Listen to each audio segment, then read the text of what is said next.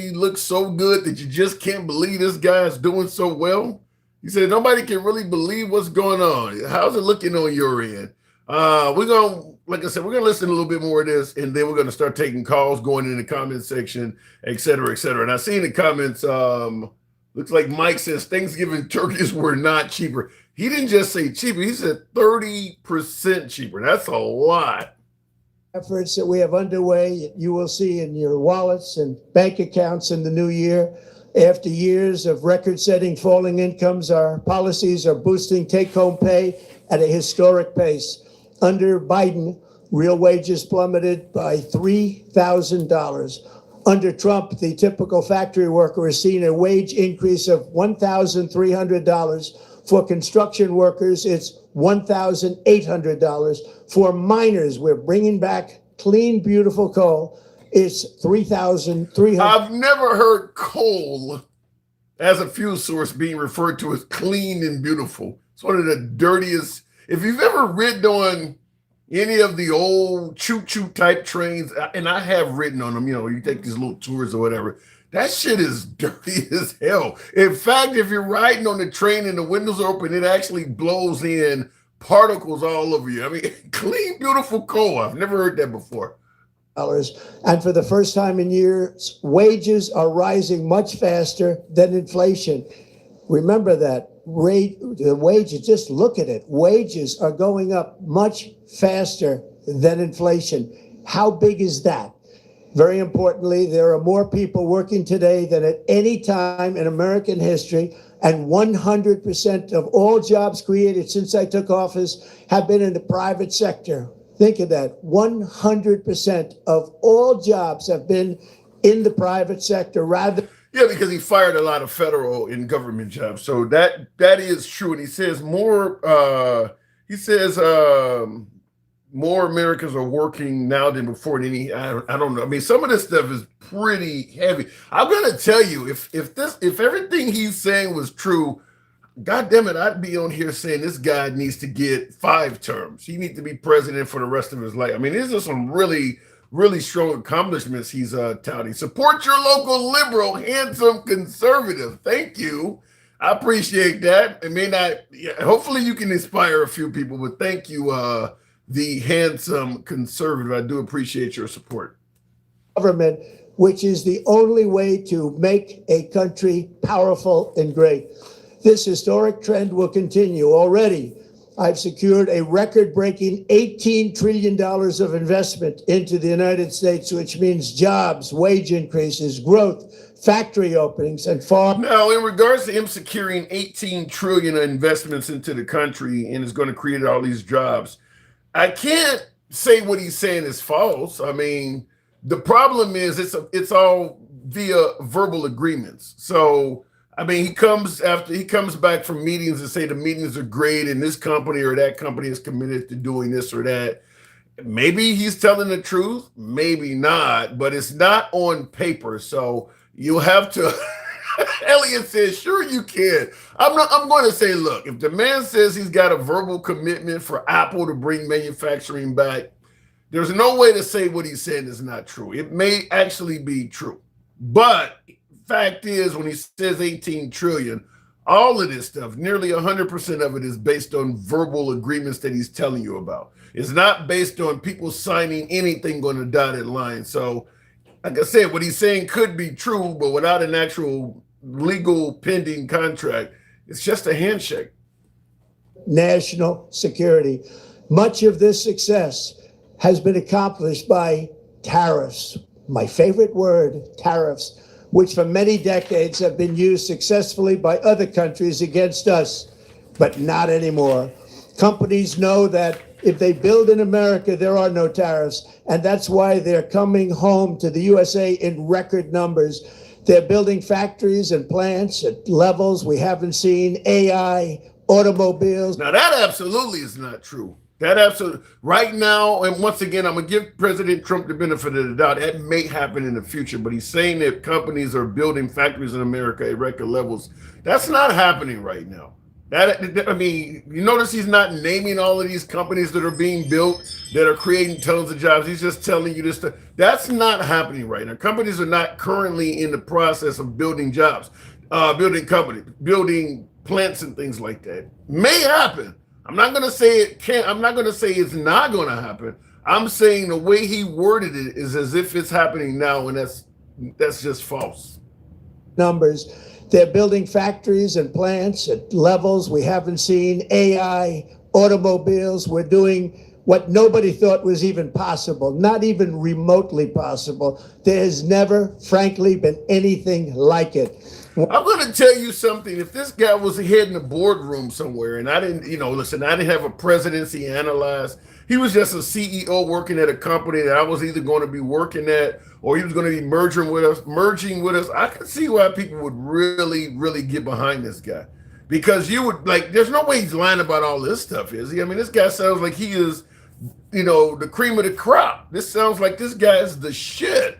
I mean, I could see how people would get behind him. I mean, he is really touting off a hell of a lot of accomplishments for 1 year. And then of course, there are people in the room, nobody's saying he's lying or nothing like that. They're standing by letting him say it. I would be willing to invest every dime I owned behind this guy. I would think everything he's saying is true. If I didn't know him as president, I would put every penny I had in his company. There's never, frankly, been anything like it. 1 year ago, our country was dead. We were absolutely dead. Our country. By way of yes or no in the comments, this time last year, December 2024, how many of you saw America as a dead country? How many of you saw America doing that poorly that you thought the country was dead? Nobody wanted to come here. Everybody was laughing at us. Our economy was trash. America was dead this time last year. In the comments, someone said yes. I saw Jeremy99. I would love to have you elaborate in what aspects of America do you believe we're dead? If I get you to come up live, we can certainly do that. Give you plenty of time, regardless of your political opinion. But I'd like to hear what about America was dead this time last year. And it's so what aspect? Economy, military, border? What aspect of America was dead last time during this time last year, but is live and vibrant right now? To fail, totally failed. Now we're the hottest country anywhere in the world. And that's said by every single leader that I've spoken to over the last 5 months. Next. That's we're the hottest country based on what metric I'd have to ask. I mean, we know Canada is not, Canadians are not coming to this country. Countries are starting to warn their people. First world countries, allied countries are starting to warn their citizens about coming here because our immigration policies are so tough that innocent people are being wrongfully detained for periods of time over a little mild visa issues and things like that. When they say we're the hottest country, what has happened in the last 11 months to make us so hot? I'm trying to figure that one out. Somebody let me know, what has he done that America sucked under Biden, and all of a sudden internationally under Trump, we're the hottest country on the planet? Like I said, I would put every dime behind this guy because he touts so much. In the comments, somebody says, World Cup, nobody will show up. Well, let's see. We'll also see the results of the largest tax cuts in American history that were really accomplished through our great, big, beautiful bill, perhaps the most sweeping legislation ever passed in Congress. We wrapped 12 different bills up into one beautiful bill. That includes. Now, the big, beautiful bill, because he said largest tax cuts in history via the big, beautiful bill. The thing with the big, beautiful bill is there's no denying President Trump owns that. If it historically turns out great, President Trump deserves all the credit. If it turns out to be a flop with a name like Big Beautiful Bill, it's kind of like the name Precious. Anybody that has the name Precious is normally not very attractive. Like, why would you name an ugly ass kid Precious? If you're going to name a bill, Big Beautiful Bill, damn it, it should be awesome. It should not be a bill that hurts people. So we'll see historically how the Big Beautiful Bill turns out. But to give a bill that type of name, it should be something really advantageous for most Americans. So that's a hell of a name to give it. tax on tips, no tax on overtime, and no tax on Social Security for our great seniors. Under these cuts, many families will be saving between $11,000 and $20,000 a year, and next spring is projected to be the largest tax refund season of all time. Now that could be fantastic. No tax on tips, no Social Security. Now, one thing I want to add in there: the no tax on tips, I believe, is capped at 25K. He doesn't mention that. So if you work at a job where you're making a ton of money in tips, it's only up to 25K. It's not like you're gonna collect your. Listen, if you work at Olive Garden or Red Lobster somewhere, where the cost of a meal is a little bit more than average, or certainly if you work at a steakhouse somewhere, a premium steakhouse where they're charging $80, $90 a plate, the tips you get are going to probably be significantly more than 25K over the period of a year. And most of that you're not going to be able to use what he says. It's only up to 25K. So that doesn't come up when he keeps bragging about no tax on tips. I'm not totally aware of how the no tax on Social Security works, but I mean, listen, it's a good thing. I'm not going to argue with it's a good thing. Even if you get no tax on tips up to 25K, that's not a bad thing. But when you do not tell folks it's only up to 25K, you need to let them know there should be an asterisk. This is only up to 25K. It's not as great as you might think. You don't get to keep all of your tips. Along with the just passed One Big Beautiful Bill, tonight I am also proud to announce that more than 1,450,000, think of this, 1,450,000 military service members will receive a special, we call Warrior Dividend before Christmas, a Warrior Dividend. In honor of our nation's founding in 1776, we are sending every soldier $1,776. Who can hate on taking care of military personnel? I mean, it's hard to hate on that. The problem is Congress controls the purse string. So this did not go through Congress. This is just President Trump saying, I'm going to send out $1,776 in honor of the year 1776, the founding of our nation. But Congress is supposed to do this.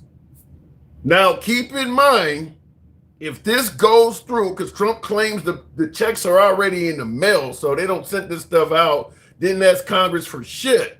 Keep in mind that if in the future you get a president that suddenly sends out checks or some kind of money, let's say to the LGBTQ community, or send out money to help women that are, needing women's health care, if you know what I mean, Planned Parenthood style, or even reparations, things that you may not favor. Remember, he did this on his own without any type of approval from Congress.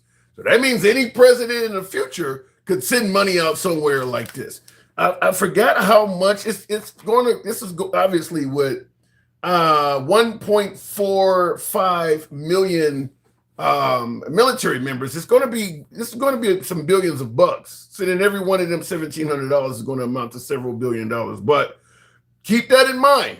If Congress stands by and just lets him send out money like that, this ain't shit you can say when the next president picks what he or she thinks is a good cause and just sends out a bunch of money as well.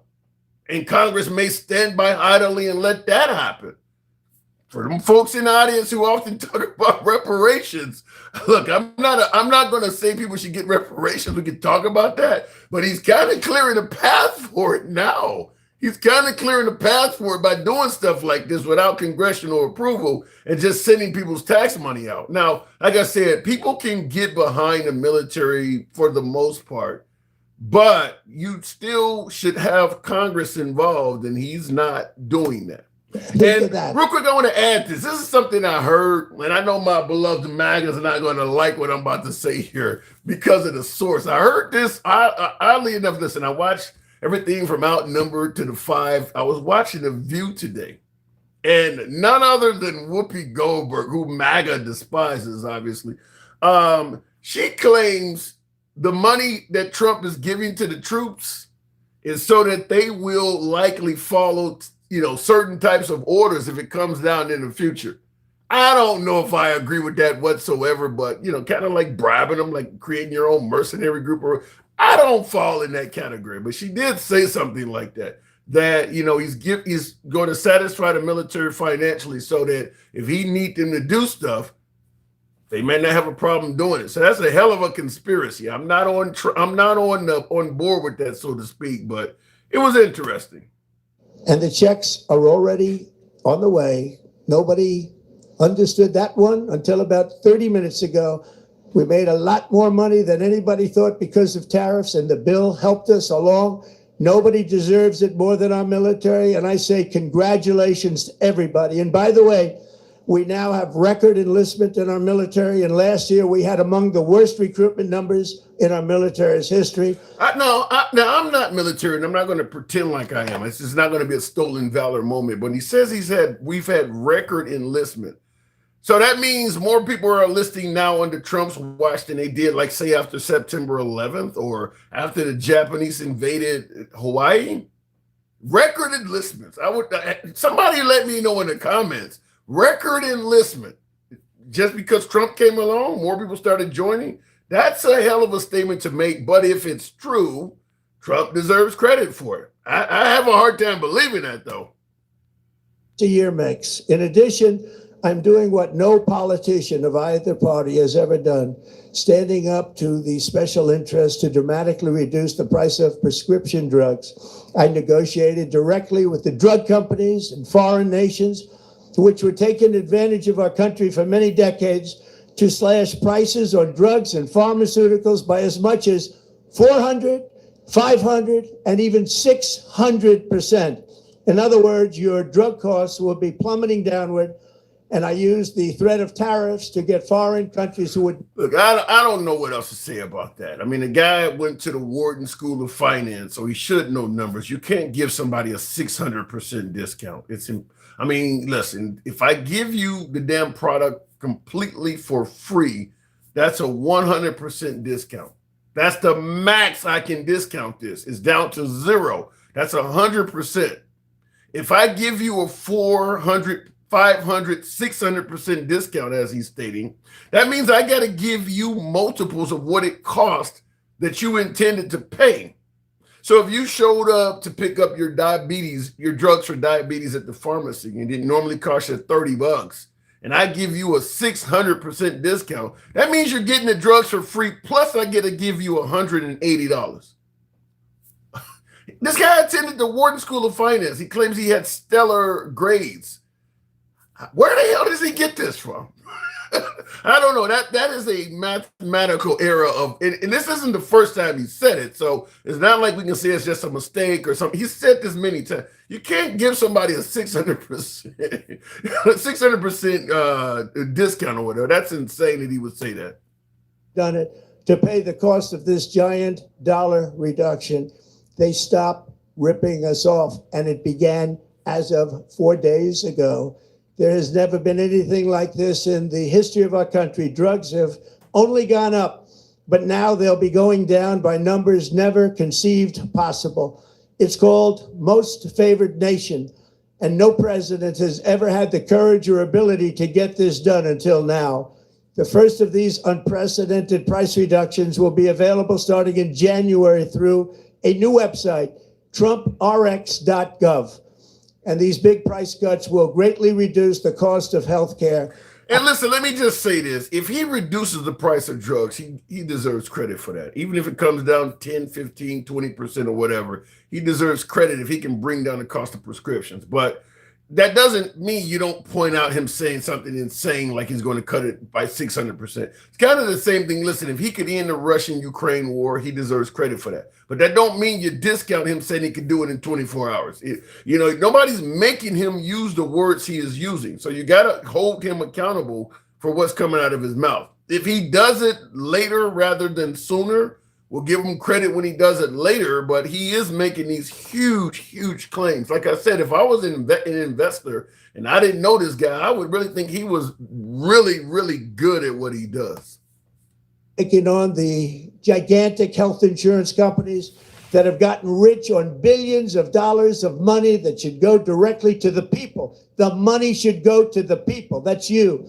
So they can buy their own health insurance, which will give far better benefits at much lower cost. It will be far better health insurance. The current Unaffordable Care Act was created to make insurance companies rich. It was bad health care at much too high a cost. And you see that now in the steep increase in premiums being demanded by the Democrats, and they are demanding those increases, and it's their fault. It is not the Republicans' fault. It's the Democrats' fault. It's the Unaffordable Care Act, and everybody. I mean, look, we need to just go back to the period before Obama became president and ask, was healthcare much better under the Bush administration? Or do people really want to go back to that? I mean, Obamacare was put in place for a reason. People were very unhappy with healthcare costs. So he's talking about how disastrous Obamacare is. It's not like what we had before was much better. Would it help you get your drugs better, Bud? I don't get what you mean by that diamond bulldog. Would it help you get your drugs better? I don't know what are you suggesting, illicit drugs or something? Don't know what you mean by that. Again, I want the money to go directly to the people so you can buy your own health care. You'll get much better health care at a much lower price. The only losers will be insurance companies that have gotten rich, and the Democrat Party, which is totally controlled by those same insurance companies. Real quick, I'm going to start taking calls real quick here because there's only a few minutes of this left. But in regards to the money going to the citizens so you can make choices, the problem is when it comes to money going to citizens, there's too many citizens who say, I don't want my money going to this, or I think you shouldn't be getting that. That's why we fired a bunch of federal workers. We didn't want money going to USAID. If someone is needing a drug, needing a surgery or something, or needing some form of health care, certainly if it violates somebody's religious code or something, you're going to have a lot of Americans saying, I don't want my tax money, allowing that person, because he's saying give the money to the people and let them decide. You're going to have people pushing back against that. She's using that money to do this, or maybe the religious group does not believe you should be able to have a vasectomy, for instance. Goes against how God made you, or you don't want a woman to have a tubal ligation. So all of a sudden, I want to, any money I give her, I don't want her to be able to use it for that reason. Just like what happened with Planned Parenthood. So there's going to be a whole lot of pushback if you give the citizens money to make their own decisions, because a lot of people don't want their tax money to go to things that may go against their beliefs. And he's not covering that here, but that was a big issue when he ran for president. Not be happy, but that's okay with me, because you, the people, are finally going to be getting great health care at a lower cost. Another major focus is the cost of energy.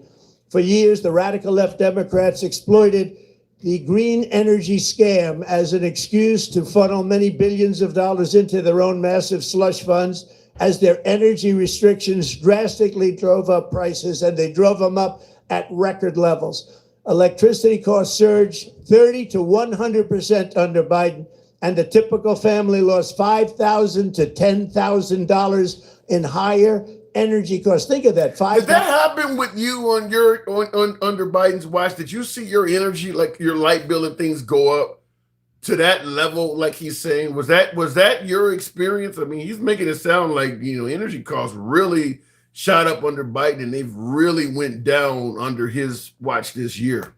To $10,000 you lost. On day one, I declared a national energy emergency. $10,000. So that $10,000, so that's about $800 a month extra for energy. He said it went up $10,000. I mean, your energy costs went up about $800 a month. I mean, like I said, the math this guy is giving, it's amazing at the math, the numbers he's throwing out. See, gasoline is now under $2.50 a gallon in much of the country. In some states, it, by the way, just hit $1.99 a gallon. And within the next 12 months, we will have opened 1,600 new electrical generating plants, a record, and it's a record that won't be beaten by practically, I would say, by anybody. If he does that, he deserves credit for that. If he opens that, I mean, you see all those little spots, if he opens that many electrical plants around the country, I mean, because those are obviously jobs and things like that. If he actually makes that happen, he deserves a lot of credit for that. We'll see if it happens. Not, like I said, this is all verbal agreements and things like that. There's no signatures or anything out there for all of this shit. But if this happens, he deserves credit for it. But remember, he often says things that are going to happen that don't. So we'll leave it at that. Certainly not very soon. Prices on electricity and everything else will fall dramatically. The Democrat inflation disaster, again, the worst in the history of our country, also robbed millions of Americans of home ownership and indeed the American dream.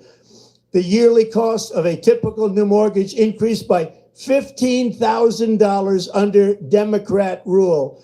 In 11 months, we've already gotten that annual cost down by $3,000, and it's coming down a lot lower. Wait till you see. The numbers are going to be shocking. And I'll soon announce our next chairman of the Federal Reserve, someone who believes in lower interest rates by a lot, and mortgage payments will be coming down even further. Early the new year, and you will see this, in the new year, I will announce some of the most aggressive housing reform plans in American history. A major factor in driving up housing costs was the colossal border invasion. We have never been invaded. This is the worst thing that, frankly, in my opinion, the worst thing that the Biden administration did to our country is the invasion at the border. The last administration and their allies in Congress brought in millions and millions of migrants and gave them taxpayer-funded housing while your rent and housing costs skyrocketed. Over 60% of growth in the rental market came from foreign migrants. Now, I will say that there may be some truth to this. Listen, everybody views the immigrants coming to this country differently. The left does not see them as all rapists and murderers, and the right believe that they were trying to literally destroy the whole fucking country. But the point is, what I'm saying is, probably for the Biden administration, what happened at the border will probably go down as the worst thing that happened under his administration, because the Trump administration and the right did such a good job at really just beating them over the head with it. So that probably will go down under Biden's administration as the worst thing that came out of his administration was the border stuff. We can blame it on whatever you want to blame it on. You can say it's not Biden's fault. It's they were coming anyway, whatever. But historically, Biden's probably going to take a flag for that. I don't know about an invasion, but that's what he calls it. Rent and housing costs skyrocketed over 60%. And real quick, it's only a couple minutes left. Real quick, I don't believe that housing costs shot up because the immigrants are coming. They live 10 to a fucking house. Many of them were hanging out on the streets when Greg Abbott of Texas and Ron DeSantis of Florida bust these folks up to liberal cities. Many of these folks were out in the street. And some of the cities that felt empathetic to them, put them up in hotels and things like that. They weren't taking people's homes. I don't know where he's getting that from. In the immigrants that do come here and are able to stay, like I said, many of them folks live 10 to a house. So I don't know where he's getting the notion that immigrants were driving up the cost of housing. You're not going to live in a hotel anyway. And the rental market came from foreign migrants. At the same time, illegal aliens stole American jobs and flooded emergency rooms, getting free health care and education paid for by you, the American taxpayer. They also increased the cost of law enforcement by numbers so high that they are not even to be mentioned. For the first, illegal aliens flooded emergency rooms. Where the hell was that happening at? What hospitals were loaded with illegal aliens in the emergency rooms? I don't even know what to do with that. This time in 50 years, we are now seeing reverse migration as migrants go back home, leaving more housing and more jobs for Americans. In the year before my election, all net creation of jobs was going to foreign migrants. Since I took office, 100% of all net job creation has gone to American-born citizens, 100%. In the end, government either serves the productive, patriotic, hardworking American citizen, or it serves those who break the laws, cheat the system, and seek power and profit at the expense of our nation. Look at Minnesota, where Somalians have taken over the economics of the state and have stolen billions and billions of dollars from Minnesota and indeed from the United States of America, and we're going to put in. Okay, there's only a few 100,000 Somalis in that state. I mean, taking over the economics of Minnesota. I mean, most of Minnesota, most counties in Minnesota do not have Somalis even living in it. I mean, that's around the Minneapolis area and maybe a few other places, but it's not like the Somalis are all over the country taking over the economics of it. That is just patently false. Now, there's fraud, but I don't believe it's to the tune of billions like he's saying either. I think that he's overstating some of this. And have stolen billions and billions of dollars from Minnesota and indeed from the United States of America. And we're going to put an end to it. For so long as before my election, the vast majority of good and decent Americans were forced to watch as corrupt politicians plundered the halls of power, exploited our taxpayers, and pillaged every system that makes civilized society function. Wow. But not anymore, and you see that every day, not anymore. We're putting America first, and we are making America great again. Very simple. We are making America great again. Tonight, after 11 months, our border is secure. Inflation is stopped. Wages are up. Prices are down. Our nation is strong. America is respected, and our country is back, stronger than ever before. We're poised for an economic boom, the likes of which the world has never seen. Soon we will host the World Cup and the Olympics, both of which I got. But most importantly, we will celebrate the 250th anniversary of the Declaration of Independence. There could be no more fitting tribute to this epic milestone than to complete the comeback of America that began just 1 year ago. When the world looks at us next year, let them see a nation that is loyal to its citizens, faithful to its workers, confident to its identity, certain to its destiny, and the envy of the entire globe. We are respected again like we have never been respected before. To each and every one of you, have a Merry Christmas and a Happy New Year. God bless you all. The man sounds like he's doing a fantastic job. Why can't Democrats get behind that? You piece of shit. I mean, that's what he's basically saying. You Democrats are a piece of shit. Why can't you get behind? Man, I mean, I haven't seen that much Democrat bashing ever. This is kind of what the right often suggests when they say someone has Trump derangement syndrome. That's probably the best definition of Democrat derangement syndrome I've ever seen. I mean, that whole speech is just laced with attacks on the Democrat Party. Is some of it true? Maybe, maybe not, but the whole speech is pretty much a hit job on Democrats. Last but not least, he did talk about the border is secure, prices are down, and inflation is up. I think maybe we might be able to give him credit on the border being secure, but his own administration admits inflation is kind of the same place it was when he took office, and I don't know anybody that believes prices are coming down. And he also indicated salaries are going up. Maybe that's what you're seeing in your area. So we're going to go ahead and get into the show. You guys know how this is. We are MAGA friendly. We don't block, ban, or censor any damn body. It could be an interesting show today. I want to hear from as much MAGA as I can get. I'm going to be looking in the comments on YouTube and things like that as well. But if you heard the speech, tuned in here or watched it on television at your own home, what did you think of it? Did you think he made a compelling case? Looking in the comments, Democrats are coming for their seat at the table on the next election. He is scared. Yo, I don't know if he's afraid. They don't have much to lose. He's not running again unless they try to impeach him and throw him in jail or something like that. And real quick, we're going to also talk before the other topic, because that speech is going to be most of the topic, but did you hear about the damn plaques? Sleepy Joe Biden was by far the worst president in American history. He posted these plaques in the White House under their pictures, which is essentially him rewriting history. So he is going to tell what he thinks the presidents did based on his analysis. He's literally calling the president Sleepy Joe Biden, which is a name he made.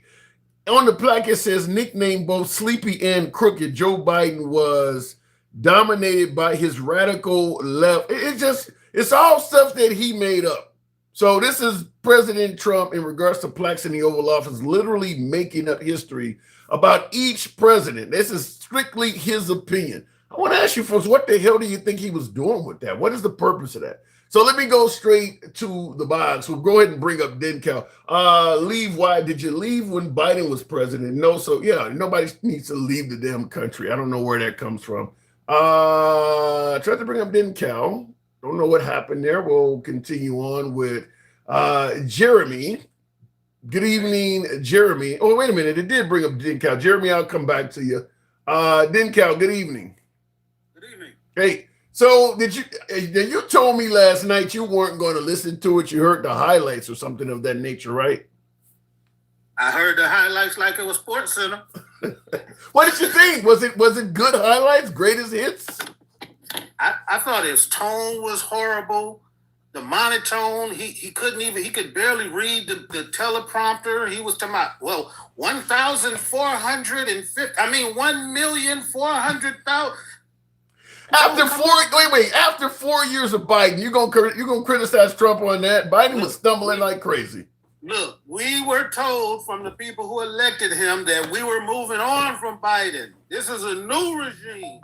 Yeah. We don't have to worry about that stuff no more. So why is he bringing up Biden 24/7? I'm talking about what he's doing. Because Biden is currency. Trump knows that Biden, just like crooked Hillary doing his first term, you bring that shit up, MAGA's going to go crazy. They love it. It's currency. So you're going to hear about Biden and the radical left-wing lunatics for the rest of Trump's term. In fact, probably when he is in hospice, he going, you fucking dimmer. I mean, it's going to come up until the day he died. Yeah, I mean, listen, if that is what he needs to convince his fans that he's doing something, then so be it. But the rest of us, we not buying that bullshit. You can't be a year into your presidency still talking about I inherited, because he's not going to say nothing about Biden. Biden literally inherited a catastrophe with 3,000 people a day were succumbing to C-19. You make an interesting point. A year into Biden's administration, was he still blaming Trump? But he didn't speak as much as Trump. No, but he was not blaming Trump. What he was saying that it's going to take us a little bit more time to recover from C-19. He kept saying that.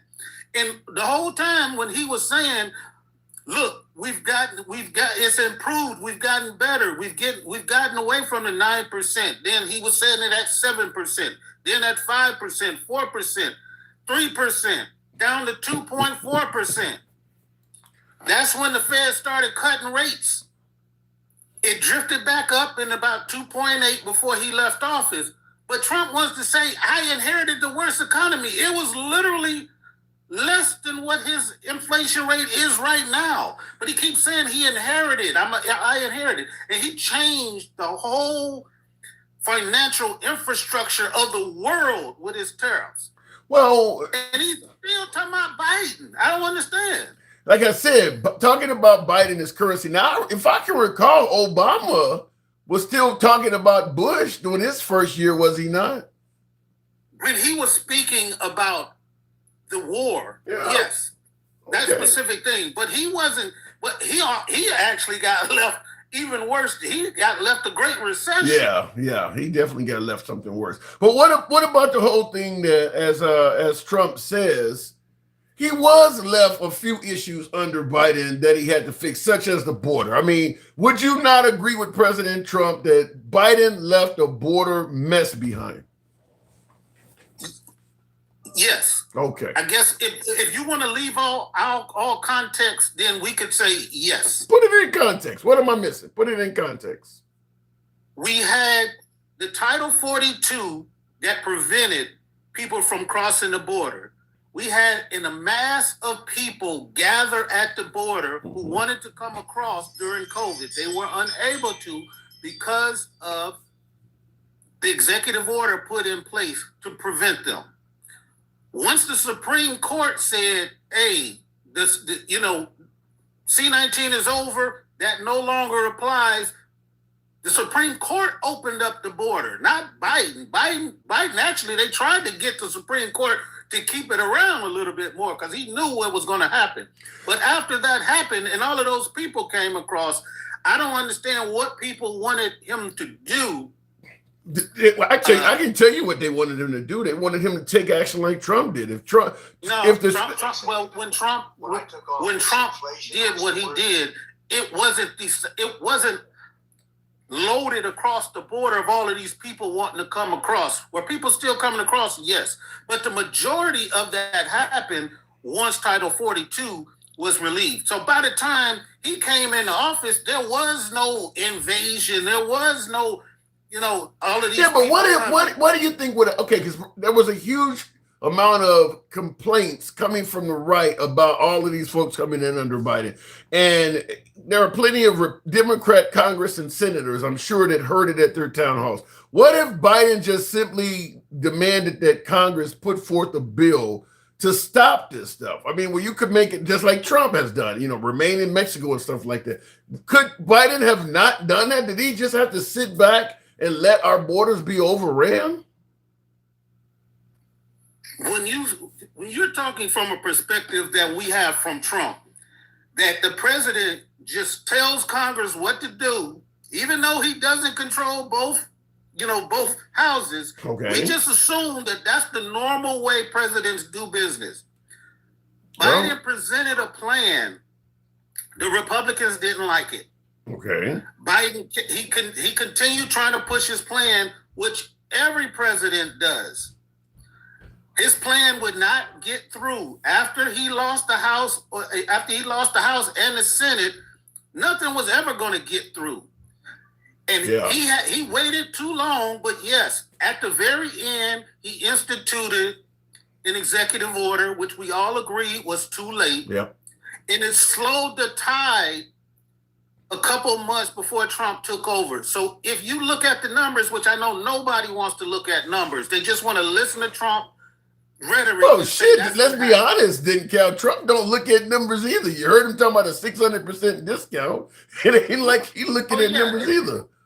And that reminds me, when you keep saying he went to Wharton School, his niece said that his dad's attorneys were taking his tests at Wharton. Ooh.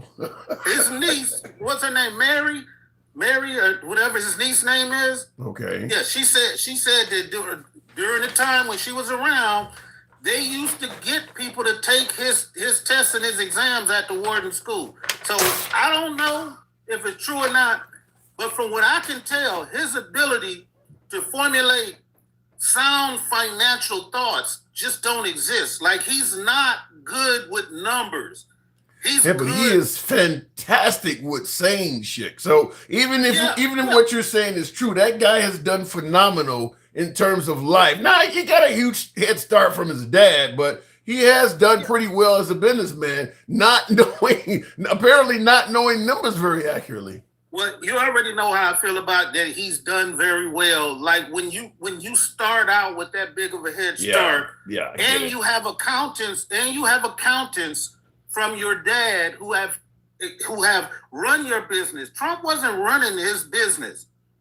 His accountants were running his businesses. He was making these deals, which, look, if he had graduated from Juilliard, I would have said, look, they did a great job at getting him to be a thespian, an actor, or somebody who knows how to convince people that he's somebody that he isn't.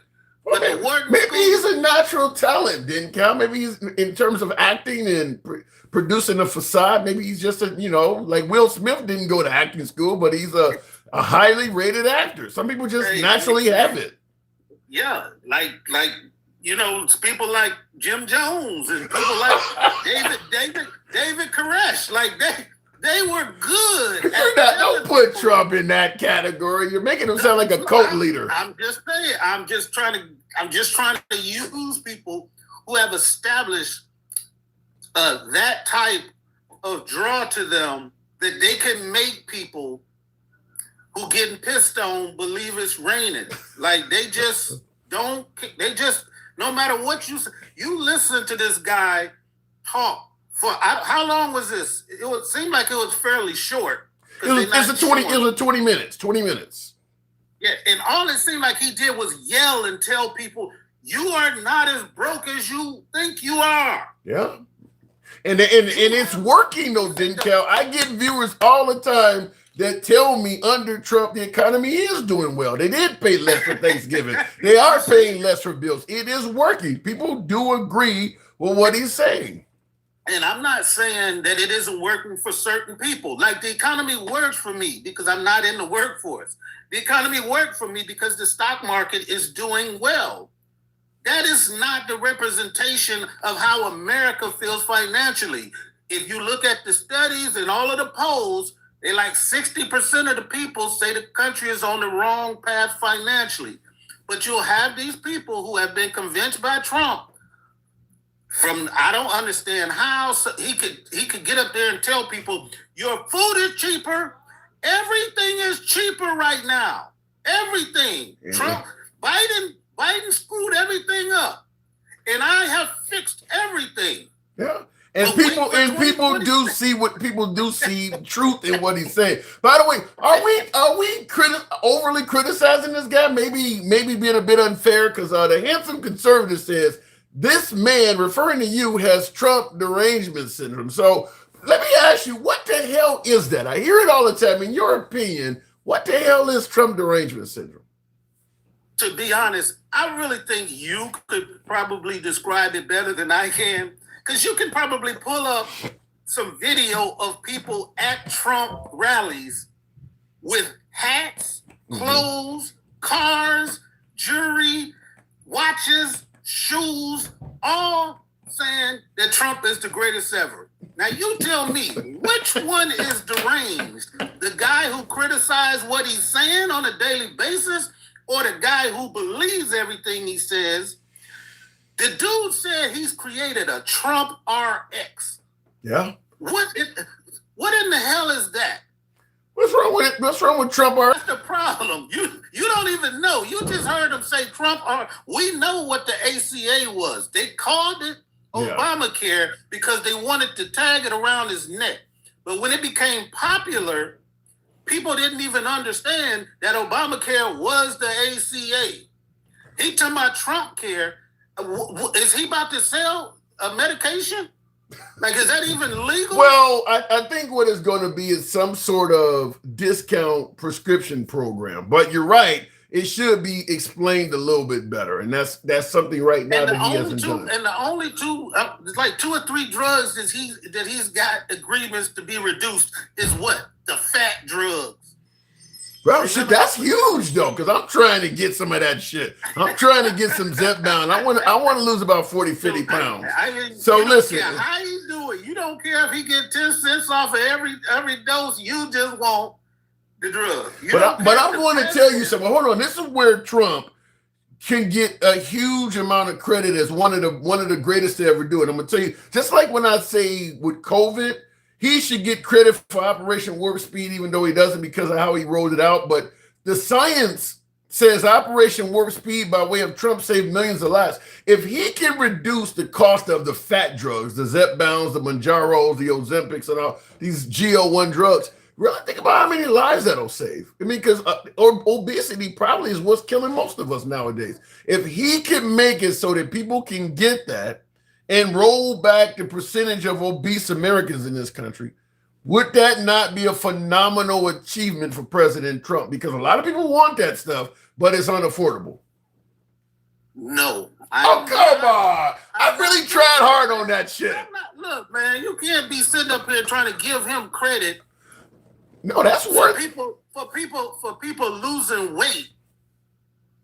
If did he take it himself?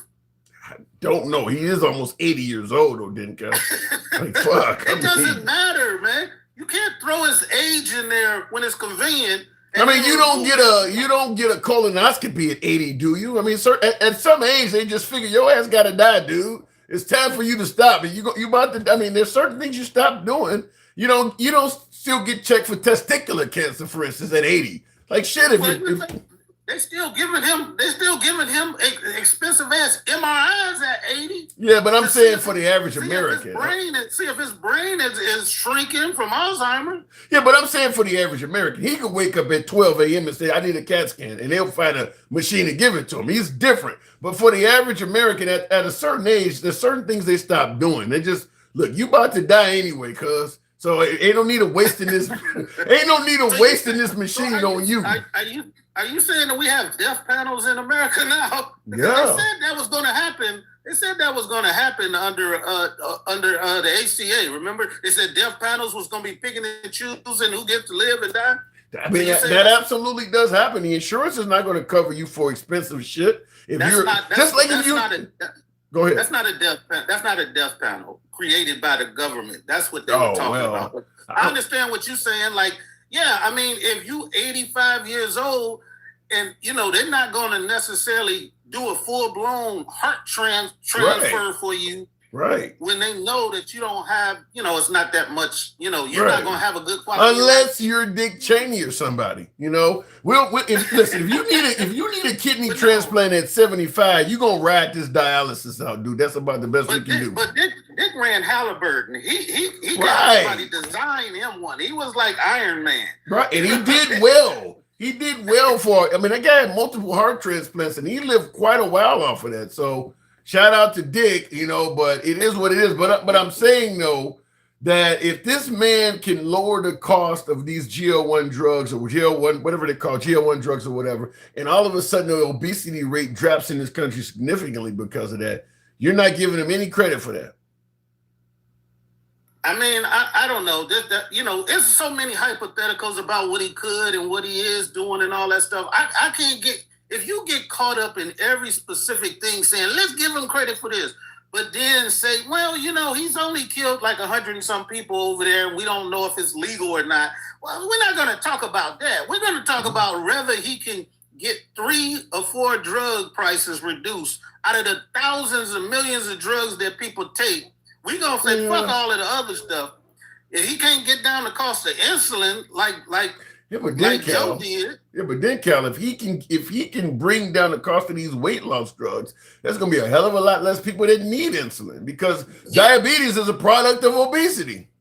Okay, and what happens 5 to 10 years from now when there's commercials all over TV talking about if you took Ozempic, you may have a damn court case. Call us now, because now we figured out it's goddamn causing cancer. It's causing all types of shit. So there are side effects to every drug. We might lose a few people, but at the end of the day, listen, I get what happened with the Ozempic, but did you see how good she looked in the casket? We would have had to buy a bigger one, but because she took that, okay, she didn't make it, but she fit in that casket pretty easy with all that weight loss. So, I mean, get a man credit. Get a man credit. If people lose weight like that, that's a huge accomplishment, Cal. Just like with Operation Warp Speed, Trump has saved a ton of lives. So you don't want to give him credit. You're talking about the same drug that the government is now putting a black tag on, saying that it causes death. Is that the same drug you talking about, Warp Speed? Unfortunately, and that's the problem, is that Trump should be bragging about saving millions of lives, but he rolled out COVID with the conspiracy so badly that he can't take credit for it. That is his attribute. If there's one thing he's done, that's Nobel Peace Prize type shit, saving all them lives worldwide. But because of what he's done after doing it, he can't get credit for it, which is really fucked up. That's really fucked up. In the middle of all of those people dying, he couldn't say, just take the fucking shot. Just take the shot. Get out of this so we can get back to work, America. He couldn't do it. Yeah. And now what is it? You got all of those people who spent all of that time and effort trying. I didn't take the shot. Take the shot. Nope. You're not going to make me take the... It was billions of shots given. Where are all of the caskets from the people who died from taking the jab? Where are they at? Remember they said... Yeah, and that's the problem is he should have got ahead of that and made it clear people are not dying like this. My family is taking the drug. He could have been... He didn't want people to know that Laura Trump and all of them, his Ivanka, all of them had got the shot. If he had just came out and said, look, I can assure you that I would not have gotten this if I didn't think it was safe. Me and my whole family has done this. The whole White House had him on TV, but demonizing Dr. Fauci was currency at the time. And unfortunately, that part of his legacy will forever be tainted. So, but he should be able to get credit for that. I think he said, I think they said when he did his checkup, he had his latest booster. Yeah, yeah. He's still taking the shit that they say is just killing people. And they saying he's doing something exact opposite of what they doing, but they giving him credit. I don't understand that. I don't know why they didn't. I don't know why he let the conspiracy theorists fuck up his own contribution to America and to society. He should have realized if this actually is saving all these lives, and he loves taking credit for things he's done. He should have realized they're going, these Alex Jones types are going to fuck up my legacy. I'm going to end up getting credit for saving millions of people worldwide. I need to shut down. And they would have got quiet immediately. If he had told Alex Jones and some of these folks that were running these conspiracy theories, I need you to back off on this. Go talk about that Sandy Hook shit. Leave this alone. They would have done it. They actually would have done it. So I don't know why he let them hurt him like that when he know behind the scenes he's getting the jab himself. That'll never be that'll never make sense to me. But unfortunately, that's probably the biggest accomplishment, the biggest contribution to humanity that President Trump made is saving all those lives, and he can't get credit. I'll give you the last word. I got to move it on, though. One thing I wanted to say about this new plan that they're talking about, he keeps saying, I'm going to give the money to the people. I'm not going to give it to insurance companies. So what he's essentially saying is he's going to make people the middleman. He's going to give it to people so they can give it to the insurance companies. I don't understand. Anybody that understands collective bargaining knows that when you have a bigger group of people, you have more bargaining power. You can force them to lower prices. If an individual comes in your store and says, look, give me this $10 item for $7, you can say, no, because you messing with my, messing with my, it's very similar to the student. It's very similar to the student loan industry. We give the students the money, and we let them choose. And the colleges have found a way to rip them all off. And that's what would likely happen in that case. If you give the money to the people, the healthcare companies and stuff, they know how much money a person is getting, and they'll just charge what they want to charge accordingly to get the money. Very similar to what the student loan industry is doing. The true solution, in my opinion, is you got to control how much the medical industry can charge for shit. And they don't believe in doing that. They believe in letting the free market decide. And free market is how we got here. What Obama did was set the stage.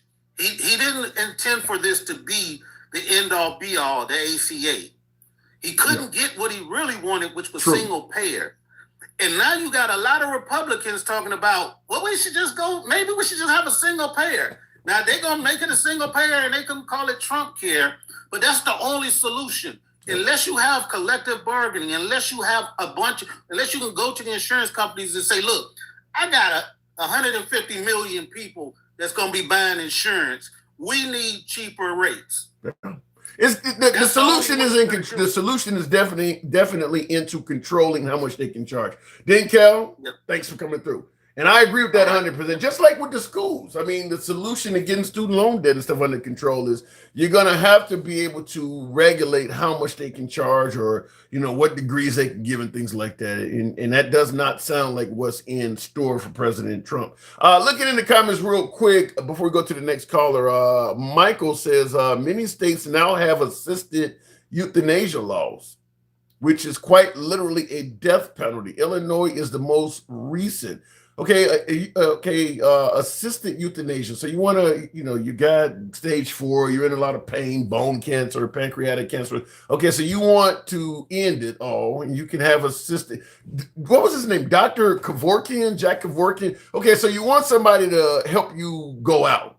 I actually favor that. I don't believe in forcing somebody to live in pain if they don't want to continue on. There should be no law against you taking your own life if you're suffering, but we're a Christian-based society, and people believe that God should decide when you come and go. But I agree with that first half of that. But you said, which is quite literally a death penalty. I don't know if I would call it a death penalty because you got to choose. You got to choose to be euthanized. Now, if the insurance companies start making a decision for you, that's a different animal. But I don't know if I consider it as a death penalty. You got to choose and volunteer to be euthanized. Anyway, going back to the box, all are absolutely stop giving out degrees to stupid people when there are no jobs for those degrees. There was a time when having a degree it meant something. Unfortunately, when you started having corporate America require degrees for every damn thing, you want to be a manager at Taco Bell, you got to have a 2-year degree. I mean, they started requiring degrees for every damn thing. So now all of a sudden, everybody entering the workforce has probably got at least a 2-year, what do you call it? When you get it from the city college, you got a 2-year degree, 4-year degree. Everybody got them, so it's not as valuable as it used to be. But there was a time when having a degree meant something. They're all over the damn place now. Let me go back to the box, and I say that as a man with 3 degrees. Tap the screen, get the likes on up to about 40,000. Thank you for that TikTok cap, Michael. Appreciate that. Sure, you appreciate that. Help your boy out with the program, you folks. Certainly get your boy TikTok cap gold met. I like that. We'll go straight to the one and only Michael. Good evening. Welcome to the program, Mike. Exactly. He thinks saying you get a check is going to make people like him. It will. It actually will. Mike, whatever the name says. I do believe you can bribe people into voting. Elon Musk failed at it. But what about you, Mike? Do you believe that if you hand out money, it could change people's decision at the ballot box? Not at this point. No, I don't. I mean, there have to be a significant amount of money, but that's not going to happen either. I told you that yesterday. This money to the military, I don't think anybody would ever argue giving military or teachers. I said the same thing. I said the same thing. Yeah. However, and I told you all the time, Tim, about this motherfucker. It's not what he does, it's how he does it and how he goes about doing it. Because those dollars should have gone through Congress. So you got to ask yourself, where's the money coming from and where's it being distributed from? You got to ask yourself that, right? Mm-hmm. And I say you, Takesha. Hey, Tim, you better stop mistreating Takesha. How the hell what did I do to Takesha? I don't know, but I'm riding with her. Shit. I'm riding with her too, but what did I do to her? And hang on real quick in the comments. Somebody says, why do you guys think the medical industry will rip off individuals, but isn't already ripping off the government? The medical industry is ripping. I mean, there are places you go and you pay $10 for a Tylenol. I'll tell you something that happened to me just last week because I got flat feet, and when I went to the foot doctor, what is it, a podiatrist, whatever it's called, the specialist, and they sold me a brace because my ankle rose and it causes me to have tendonitis issues, and it worked so well. I'm like, shit, I'm gonna get one for the other foot. So I went on Amazon to see if I could find it. Now they sold it to me, and I had to pay in cash $45 for this foot brace. So I'm like, fuck it, I'm gonna go on Amazon to see if I can find something like it and buy it for the other foot. $45 is not that much. Same brace on Amazon, $15. $15.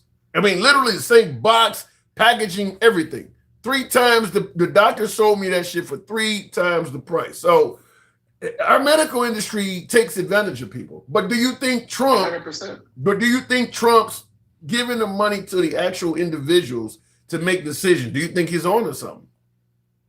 No. Listen, Tim. Everything he said last night, it was another rally. It was another campaign. It was a bunch of lies. All of it?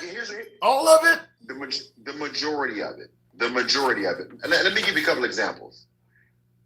Well, first of all, him signing this executive order to reclass marijuana from class, he's taking credit for that. You do realize that Biden started that under his administration back in 2022, right? But he didn't say that shit. But I'm going to say that, like I always say, if it happens under your watch, like for instance, Ronald Reagan gets credit for bringing home the hostages from Iran. That whole thing was planned under the Carter administration, but it happened when Reagan first got in office, so he gets credit for. I mean, look, I agree with you. It started under the Biden administration, but he didn't successfully complete it. It's going to happen under Trump. So Trump is going to go down in history as the one that done it. Well, he's the one that moved it forward, but it was already moving forward. The other, I'm just being honest. We're not disagreeing here. I'm just simply saying whose watch it happens under when Trump gives a speech announcing that it's now a Schedule 3 as opposed to Schedule 1 with heroin and all that shit where it used to be. People are going to remember it happened under Trump. They're not going to think about Biden. But what they're gonna, but what, and again, it's the way he sells it, and it's what is his followers believe, yeah, right? that too. It's how they sell it, because he didn't do anything but sign for what was already there, just like the First Step Act. HBCUs, yeah, the HBCUs. Yeah, all that shit. He's good, but give that man credit. As they said on Coming to America, that boy is good. That boy is good. Give that man credit. Good, terrible. I know your wife guessed. Anyway. Oh, my God. He did it before, and he even said, anything good, I'll take credit for. Anything bad, that's on Biden. So who truly has Biden, who truly has derangement syndrome? Because he will take credit for. First, you got to define this. This is something I have a hard ass time getting MAGA to define. And for my beloved MAGA that are watching in the comments, because I'm going to ask you this too, Mike. You got to define what the hell is derangement syndrome. Tell me what derangement syndrome is without mentioning Trump. MAGA can't do that. I need to know, what is the definition of derangement syndrome? Tell me what it is without mentioning Trump. MAGA don't seem to be able to do that. What's your definition? Well, I just call it a cult. I don't get into the derangement shit. I don't say Biden derangement, although I've heard you say it. But all I'm saying is this: what I see from him, what I see from his followers, he can't stand up and ever present just facts. He always has to bash the former president Obama and Biden as if there weren't presidents prior to those two. He just always has to go on and conflate shit. But here's the crazy part about it. He's a walking contradiction, because if he should have just continued that. He should have just signed the Langford bill. He would have had border legislation. Just sign it, right? Call it whatever you want. Just sign it and get it done. But we know that that's not the ultimate goal, right? So it's just part of this.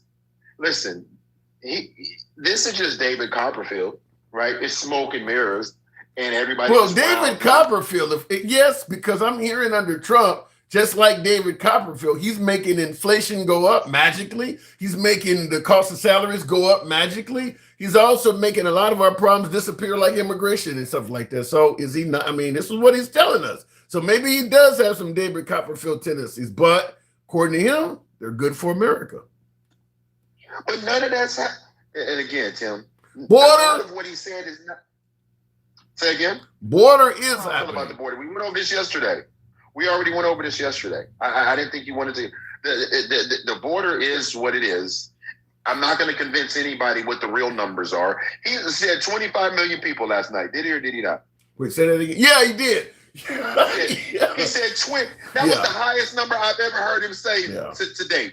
I actually talked to, I've covered that on many of these live streams, because as I always say, I've been to a couple of Trump rallies, and I've seen him myself personally stand in front of us and talk about, I think at the time he said 8 million, and then I'm watching him on Fox News like a day or two later saying it's 10 million. So he's clearly just pulling numbers out of his ass. Now he's up to 25 million. Yeah, the numbers he's given, look, under Biden, there were a lot of people that came into this country that many Americans do not favor. You don't have to make up fake numbers.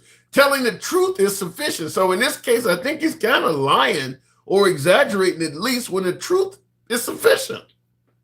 If they would have just, he always does that, but if they would have said that that border crossings increase after the expiration of Title 42 by 800,000 or something like that, 600,000, okay, you're getting closer to reality. But talking about millions, like, it was never fucking millions of people, Tim. It just wasn't. Yeah. Listen, Tim, we have 11 million in this country today. After the pandemic, the number was 11. That number encompasses migrants back 10 years, Tim.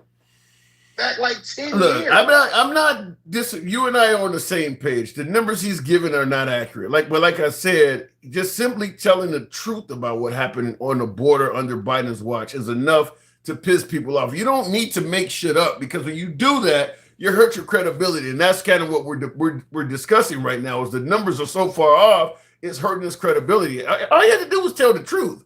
And I see Straight Talk Commerce in the comments and saying we saw the truth. Exactly. So now he's lying to you, going against what you actually fucking saw.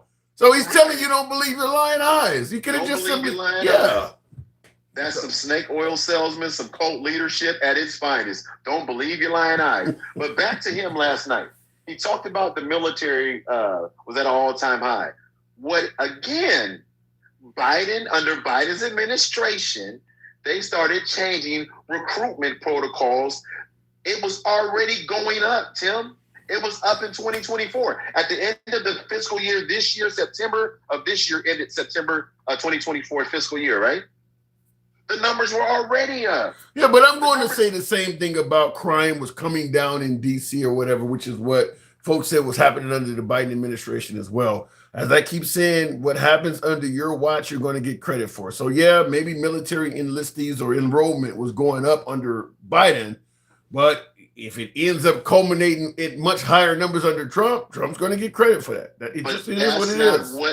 But at the same time, he's talking out both sides of his ass because he said he inherited all the bad and the worst economy ever. So you can't have it both ways, because if that's the case, when on January 21st, everything was yours. Yeah. Well, let's be clear. I mean, listen, Trump despised the Democrats. He thinks they tried to kill him. They tried to put him in prison. They tried to prevent him from running. He's not going to give any Democrat credit for doing anything good for America. If he's discussing the Democrats, he's discussing bad things that happened. So I'm not disagreeing with you that he's taking credit for a lot of things that initiated under Biden's watch, but that's what we got for the next 3 years. He's not going to get a Democrat's credit. I mean, okay, I'll give you an example. He had these plaques on the wall where he's talking about Biden, saying all this negative shit. He's talking about Obama. He didn't even give Obama credit for killing bin Laden, which is probably the biggest terrorist in American history. He's bringing up all this other shit. He didn't even give Biden or Obama credit for that. So you're not going to get credit out of him. No, you're not. No, you're not. And I'm not even looking for it. Do you think I watched it last night looking for facts? Do you think I didn't watch it looking for facts. I just wrote notes so I can fact check everything he said. That's the only reason I watched it. And guess what? And guess what, Tim? Recruitment reform started under Joe Biden. The numbers were at an all-time low in 2022. They went back up. They rebounded in 2023, and they exceeded, I think, 166,000 enlistments in 2024. But this is why I give Trump credit, and a lot of my liberals don't like it when they say I'm fluffing, is because this whole notion that Biden was governing from his basement. If Biden was out there talking to the American people like Trump does, we would have known all of the stuff you're talking about. Biden may have been doing things that are helpful, but you got to talk to the people. People ain't going to just do like you and I and go look shit up. You got to talk to them. Trump talks to the people. It wouldn't have mattered. It wouldn't have mattered. These motherfuckers wouldn't have cared. They wouldn't have, if it came out of his mouth, they wouldn't have believed it. They're gone, Tim. Because listen, Trump would have stood up and said, he's a fucking liar. He doesn't know what he's talking about, because they don't go look up research. Yeah, but it's a lot of liberals and independents that don't even know this shit started under Biden. You still got to listen. MAGA's not going to believe a damn thing the liberals say. I get it, but you still got to go talk to the people, because there's plenty of independents and Democrats that will. So he should have talked to the people more. This is one of the things that Trump is doing that is working well for him, even when he says things that may not be true, like 25 million illegals are in the country. MAGA believes that. Biden should have tried that. Talk to the people. It's not. It would not have. These are cult members. These are sycophants. These people weren't all going to of say them. nothing. See, Tim, listen. I told you, MAGA is like an addiction, and you don't just talk people off of an addiction. They need help. They wouldn't have believed it no matter. Tim, you know I'm telling the truth. They need help. They wouldn't have believed it no matter what came out of Biden's mouth. Are you suggesting that MAGA is addicted to Trump? That's derangement syndrome. You can't be saying that. That is a cult. That is a cult behavior. An addiction. Listen, okay, let me ask you this. Okay, so we said 25 million last night. I want you, and I will ask you the next time I talk to you. Tell me the next time you hear somebody repeat 25 million. They just repeat whatever the fuck he says. Ooh, yeah. I can't argue with that. Nervous Nancy, bird brain, everything he said. That's what Marjorie Taylor Greene was asked. She was like, well, when she said people were doxing her and threatening her, and I think it was 60 Minutes she was asked, or it was either that or on CNN. And they asked her, well, how do you know the people that were trying to mess with you were Trump supporters, indicating it could be liberals fucking with you. She said because they're using the exact same language that President Trump is using. And I appreciate that. Real talk. By the way, hold on a second, Mike. Real talk on YouTube says, Mr. Tim, thank you. I don't get called that too much. Mr. Tim, you fluffed the shit out that show yesterday. Me fluffing? Never. Yeah, you was on. Never. He says, about to get on TikTok and send some gifts. Thank you. And I can flush some of that fluffy out of you. What the hell about wash that gray right out of your hair? Real talk. Thank you. There was no fluffing. I was giving Trump credit for areas he deserved credit. And I see Elliot in the comments say, yes, you did. I don't fluff. Go ahead. Yeah, you do. Yeah, you do. No. But listen, at the end of the day, Tim, you're not going to convince his base, because that's what we're talking about, his base. Yeah. There's nothing that you can say to convince his base otherwise. It doesn't talk. matter. So you really believe that MAGA has the equivalent of an addiction to President Trump? Because there is a historical precedent, which is why I'm asking you that. But you really believe that? Matter of fact, I'm going to prove my point from one of his most devout subjects that have just escaped the cult, and Marjorie Taylor Greene. Real talk. Go ahead. Damn, thank you, Real Talk. She was on Alex Jones' podcast. Did you see that? Marjorie Taylor Greene was on Alex. On Alex Jones. She was on Alex. Look it up. She was on Alex Jones' podcast, and she went in. How? But she also recognized, and she admitted what we're talking about. Like, she escaped, and she actually alluded to it being a cult. I am dying to hear that. That's a hell of a forum, because that's all MAGA. That's a hell of a forum. Marjorie Taylor Greene, for all of the shit she said about liberals and reasons why the Democrats don't like her, she's a fighter because whoa, real talk. Because thank you. She is literally putting her life on the line. I mean, her legacy, all of that shit. I mean, Marjorie Taylor Greene is putting up a hell of, I mean, it looks like she's trying to do what Liz Cheney tried to do, but may have stronger results. But she's really trying to put a hurt on Trump. She's setting herself up to run on this True America First campaign, and she didn't say she was running on it, but she said, "I want to be about being real about America first." And then she started listing, not giving money to this and not doing this and not doing that. And all that, and protecting rapists. She went on, right? What she wants is Trump's original campaign promises, which Trump has flipped on a lot of stuff, correct, and MAGA has followed him. And she's saying, no, I want what you originally promised. Get out of overseas conflicts, give us the Epstein list, stop taking care of foreign countries. She wants the original promises, which I may not agree with them all, but I understand. This is what you voted for. This is what you want. And again, and I told you, Tim, there would be people that voted for him that were deep into it. Once you start not doing or doing things that they didn't follow you for that. They followed you for the things you said. They didn't fact check it. They just followed you blindly. And now they're looking up going, wait a minute. And then the first time you push back, you get eviscerated. She said that too on the Alex Jones podcast. So here's what I'm saying. So you asked me, will they ever change? I told you this months ago. The Democratic Party's messaging wasn't good because they were just going to turn around and say it was all bullshit. And all of his followers that were on Fox News, you're not going to move. But let me ask you too, because what I don't get, because Marjorie Taylor Greene wanted the Epstein files after talking to these alleged victims about that, and she was trying to contact Trump, according to her, about this Epstein stuff. And he was ignoring her phone calls. And that's what led her to start going public. If Trump had just hollered at her on the side and said, I can't release this because maybe fucking Prince of Saudi Arabia or somebody's in the list and I don't want him to get hurt, you think she would be doing all this, what she's doing? I mean, if he just did not ignore her and then start attacking her too, because even when she was criticizing him, she was still admitting he's the best president, I support him, I really like him. It was only when he started swinging at her that she started pushing back, which kind of makes me wonder why you didn't just keep this bride on the low. Why didn't you just let her get out of hand like that? That didn't have to happen.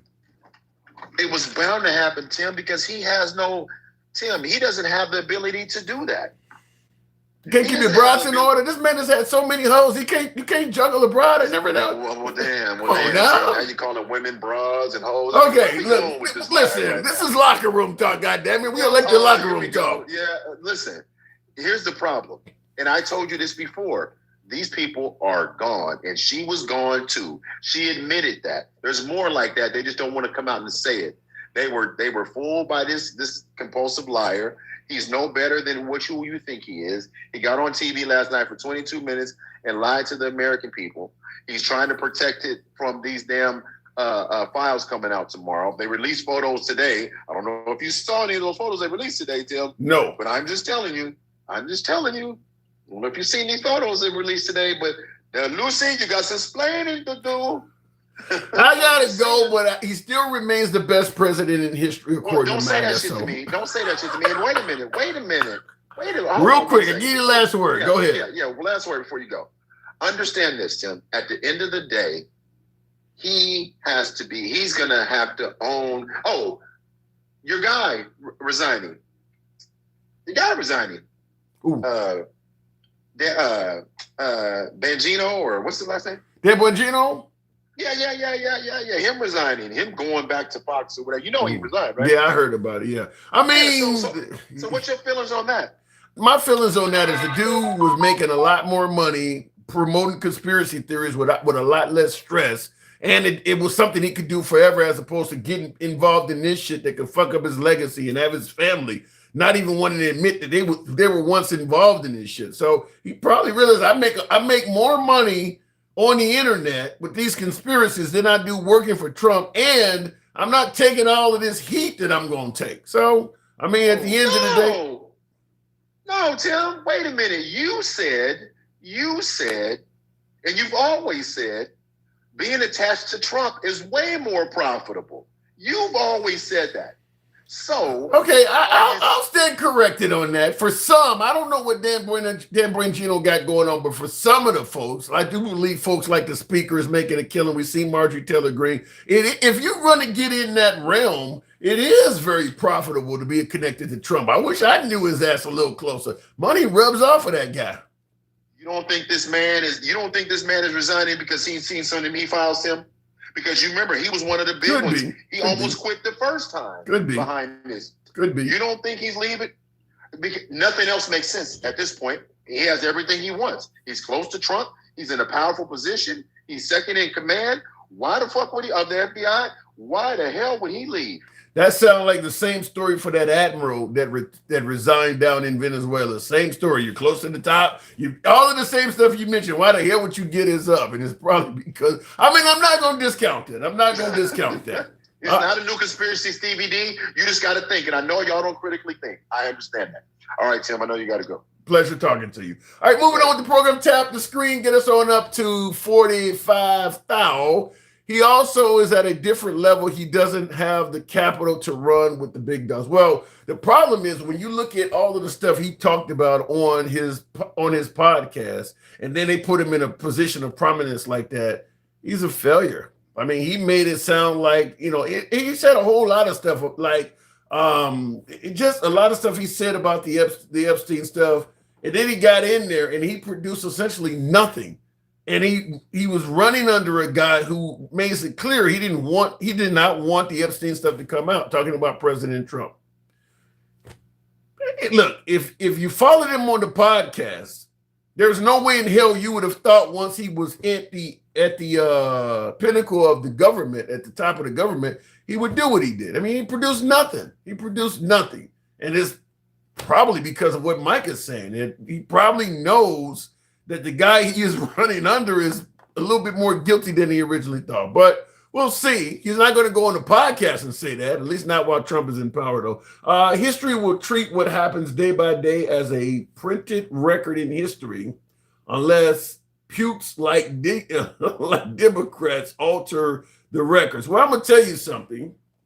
When you suggest that the Democrats are altering the records, when you read this plaque shit, these plaques that Trump is putting on the wall in the White House, he's altering the records. He literally has plaques on the walls under these presidents that is just his opinion. He didn't go by way of a historian or anything. He put stuff on the wall under President Biden's portrait, stuff on the wall under Bush's. Just literally put plaques on the wall under folks that are his adversary, and just said all this negative shit about them. Like he said, nicknamed both Sleepy and Crooked, Joe Biden was dominated by his radical left handlers. That's him. All of that is him. That ain't coming from nobody. That is stuff that he created. Sleepy Joe Biden was not a nickname for Joe Biden. That is something he came up with. So he is rewriting history, what you're accusing the Democrats of doing. He's trying to rewrite history. My guess is these plaques will ultimately be taken down and auctioned off to somebody on the right that would like to have these things in their home somewhere. But this stuff is, the minute you get a liberal in there, all this shit's coming down. All of these plaques are coming down because this stuff has no relevance to history. It's just Trump's opinion. This ain't nothing but his a tweet that happens to be on a stationary plaque. That's all that is. So that stuff is all coming down the minute Trump leaves the White House, and they'll, maybe a liberal would take it down and auction it off and get the proceeds to Planned Parenthood or Black Lives Matter or something. Who knows? Who knows? But it's coming down. Anyway, looking in the comments, after the first 4 years was a waste of time. By the way, we pay for this stuff. This stuff is coming out of U.S. taxpayer dollars to put these plaques up. It's insane. You're a 25-year-old incel with no career. Oh, you guys are talking with no career, Nick. At some point, USA is going to clean up the queerness. How do you clean up, Howard? How do you clean up queerness? Obviously, you're referring to people who are queer. How do you clean that up? I believe Iran has done a good job cleaning up the queerness, but it's generally done by punitive measures, killing them, stoning them, incarcerating them. Is that what you're suggesting, that queers should be punished? Let me know in the comments. Black man defending racist pedo. What is happening? Says Sam. Who's the black man defending a racist pedo? Let me know. I'll go back to the box. Tap the screen. We'll take the next caller at 45 thou. Looking in the comment section. I want to make sure I didn't miss anything here.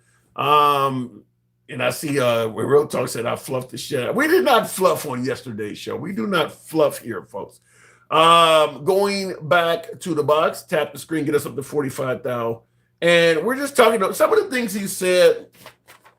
I'm taking notes when we were listening to it, but one of the things starting out is that the folks coming in this country under Biden all came from prisons and insane asylums. You notice they've never named any prison that released immigrants to come to America. They've never given a name of any insane asylum. He also says men were playing in women's sports. Was that big of an issue during the Biden administration that it was worthy of bringing up at the address? Real Talk. Good evening. Good evening, sir. What's going on with you? Hey, I'm going to just start off by saying, all right, because I watch the reruns, you feel me? And I was sitting on there yesterday, man. And, man, hey, man, let me walk in the house real quick. I'm outside, man. I was sitting on there yesterday watching that rerun. I had to scroll down on my YouTube to see who I was watching, man. Like that. I heard Andy come over there and say, man, you ain't never played, man. You mad? I was like, boy, she ain't lying. Andy came over here and told me, she said, you sure sound like MAGA. Look, I was giving him she wasn't lying, sir. She wasn't lying, boy. You were going hard, man. I was finna call you and say, I need to see the back of your vehicle, man.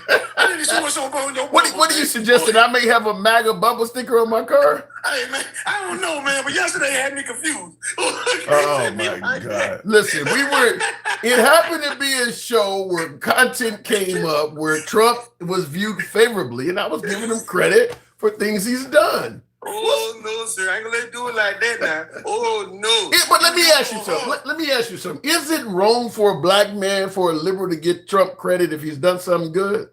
No, it's not. But it's wrong if you acting like a black man, acting like he's gonna get a dividend check. Okay, so it be like that.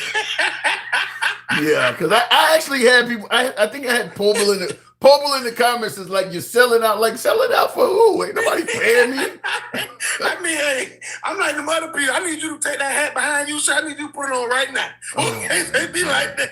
I need you to cover that hand and get it warm. No. You know what I'm saying? Back all the way. Rumble where you at. You No. know what I'm saying?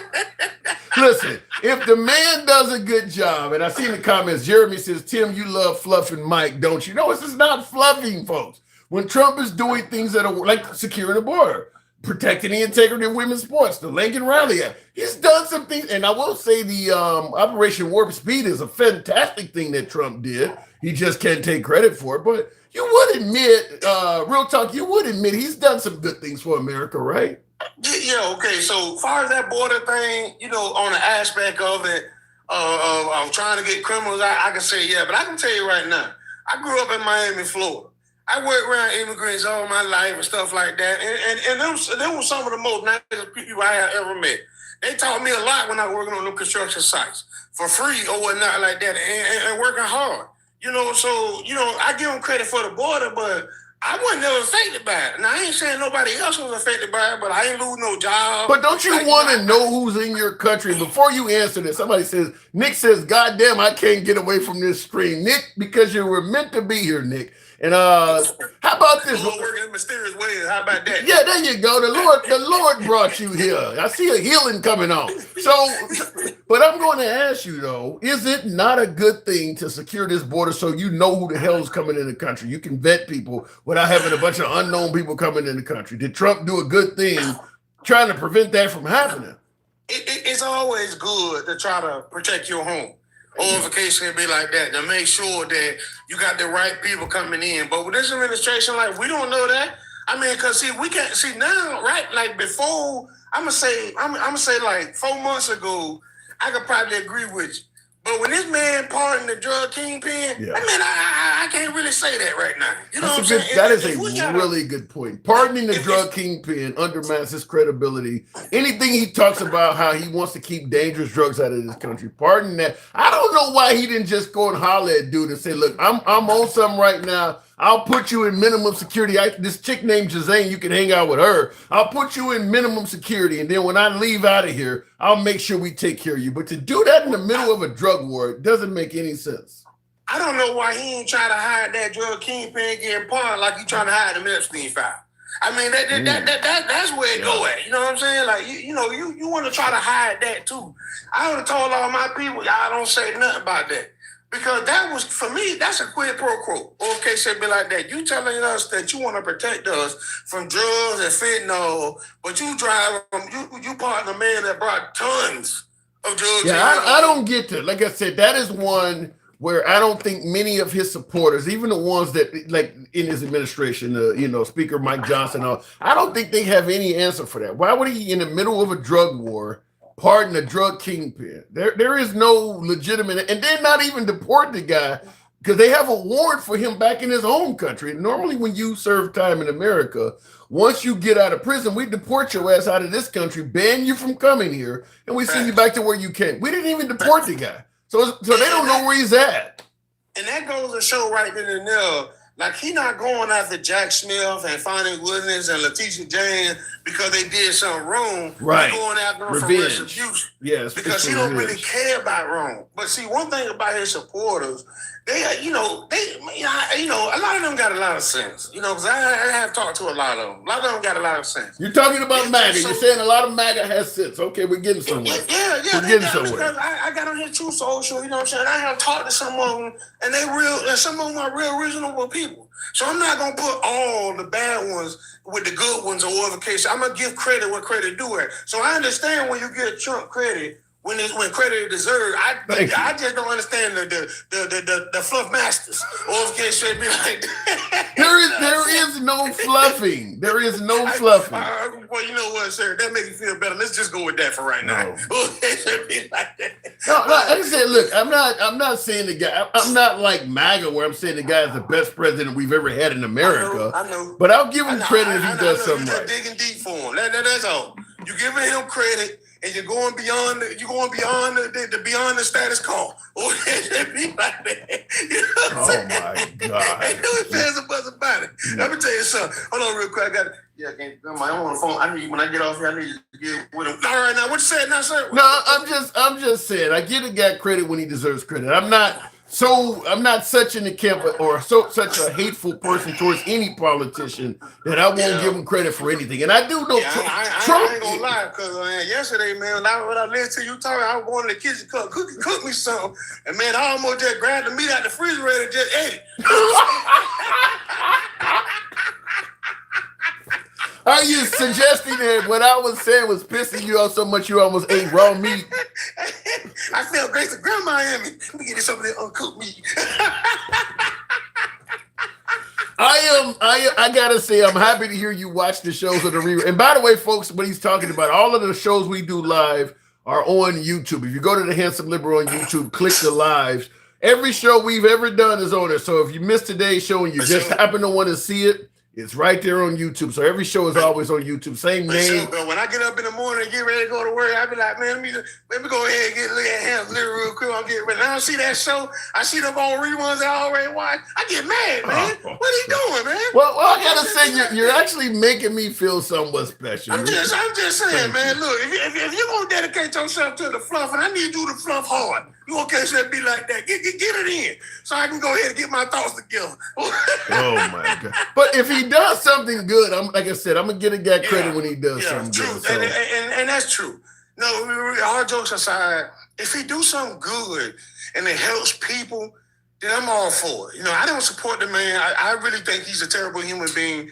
But if anyone, growing up, my mom and my family always said that credit is due to a dog. Or if case it be like that. Damn. So no matter what that person might do that's wrong, when they do something good, good is good. Or if case it be like that. But at the same time, what we have to do is understand the reason of why they doing that good. Because some good can be justified, and some good can be personal to make us perceive it as justified. Well, let's be honest. Trump is a politician, just like all politicians. Everything they do has an ulterior motive, just like any other politician. They're doing good for you because they want you to vote for them. But before I let you go, I want you to answer something. You said that the man is a quote unquote terrible human being. Why would you say that about President Trump? The reason why I would say that, for an example, I watched him at a press briefing today, and the reporter had asked him and said that the ACA subsidies was about to run out in a couple of days. Like, are you going to do anything about it? He started blaming the Democrats. He started saying that, they just want this money. I want to get the money I want the money to go to the people. But right now, the people need something. Just like that drug kingpin needed to be pardoned right now. And he was able to do that for that criminal right now. So why he can't do it for us hardworking Americans? Because it's America first and we the Americans that he loved, right? It's a good point. That's a real good point. I don't know why. And Mike Johnson has sent Congress home early. It sounds like they had the votes to at least try to see if they could extend. That's what you had four Republicans that sided with the Democrats.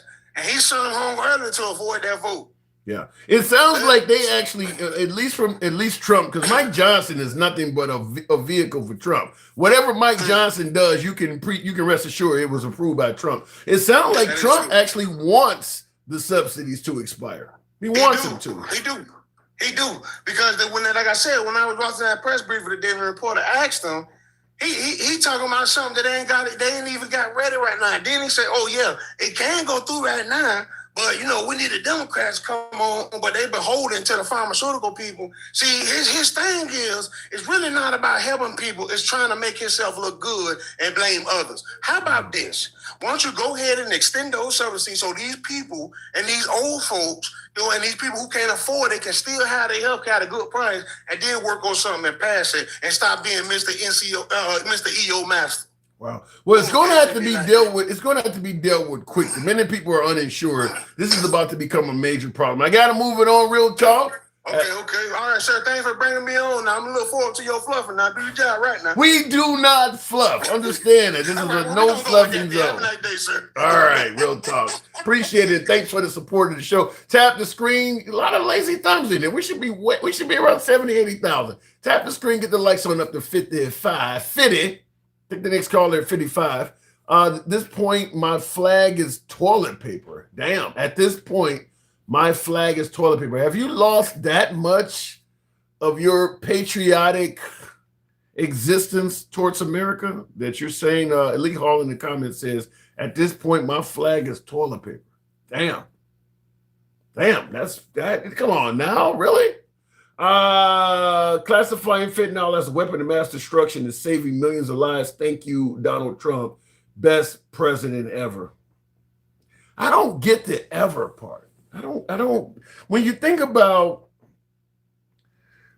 George Washington, helping us defeat the English and becoming a nation, obviously Lincoln, squelched the Civil War, which was about to break this great nation in half. He also gets credit for freeing the slaves, ending slavery. We've had presidents send a man to the moon. We've had, end women's suffrage, giving people civil rights. How does Trump get the title of best president ever? Somebody let me know, and I'm talking from a standpoint of my beloved MAGA. Somebody let me know what President Trump has done to qualify as best president ever.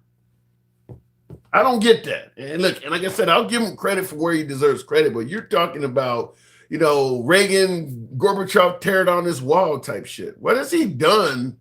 And I'll state it like this, because when I say Gorbachev tear down this wall, or on December 7th, the Japanese Empire, deliberate and sudden attack, you already know what I'm talking about. You already know what I'm talking about when I say this stuff. 7 years ago. You already know what has Trump did 25, 50, 100 years from now that people are going to be talking about and giving him credit for. Best president ever. What are the attributes? What is on his resume that gives him that title? Best president ever. Because there's a lot of people that say that. I get a lot of MAGA that says he's the best president ever. I'm trying to figure out, what has he done to reach that pinnacle? Get us up to 55,000. We'll take the next caller. Trump is Miriam Epstein's adolescent lapdog, but that ain't something that's gonna give him the title as best president ever. You know better than that. No man has ever been to the moon. Okay, well, handsome conservative, that doesn't take away all the other shit I brought up: defeating the Soviet Union, defeating the Nazis, all of that stuff. What has Trump done to put him above all of that? Somebody give me something. I'm willing to entertain it. Give me what he has done to take him up to that level. All of you guys, brain dead morons, stop playing politics and wake the fuck up, says Diamond. Wow. He stopped war. He made America the first nation. Made America the first nation in what way? We already were a superpower. We already were the wealthiest. How did he make America the first nation? You said he stopped the war. What war? He stopped the war. He made America. By the way, there's a lot of presidents that have stopped wars. Stopping a war alone ain't gonna make you the first best president, because I just mentioned we had folks, once we bombed the Japanese, Nagasaki, Hiroshima, we stopped the war. There's plenty of presidents that have done that. What has he done to make him the best? Said he's bringing in trillions in jobs. Okay, that ain't happened yet. You're giving him credit for stuff proactively? That hasn't happened yet. He's getting back into shipbuilding. That hasn't happened yet. He's stopping the flow of drugs, saving Americans' lives. Once again, you're giving him credit for a bunch of shit that ain't happened yet. I mean, you're saying he's stopping drugs. Ronald Reagan could have told you that with the war on drugs. Didn't turn out very well. But if you had to listen to him in the beginning of his "this is your brain on drugs" type commercial days, it would have sounded like he's stopping drugs. You're giving him credit for a whole bunch of shit that hasn't happened yet. What has he done to make him best president? Give me what he's done, not what you perceive he will do. You can't get a man credit proactively. I mean, he just walked up to the plate and you're already counting up a home run. They haven't even thrown the first pitch yet. I don't get that. Let me go back to the box. You're way ahead on that. Jeremy, good evening. Welcome to the show. He holds the title as best lying president in history, says Billy White. Jeremy, good evening. Oh, it's good to be back. How's Fluffin' Mike doing? Mike is doing very well. He came through with some good tidbits. Yeah, that was a great way of avoiding the question. How does it feel to fluff him all the time? I don't think Mike is fluffing. I certainly do not fluff. This is a no fluffing zone. But I wanna. Did you see his speech last night? I did not. I fell asleep. You couldn't stay up for the guy you voted for. This is the man you voted for, Jeremy. I can watch the highlights. What's the big deal? You ain't. Have you seen the highlights?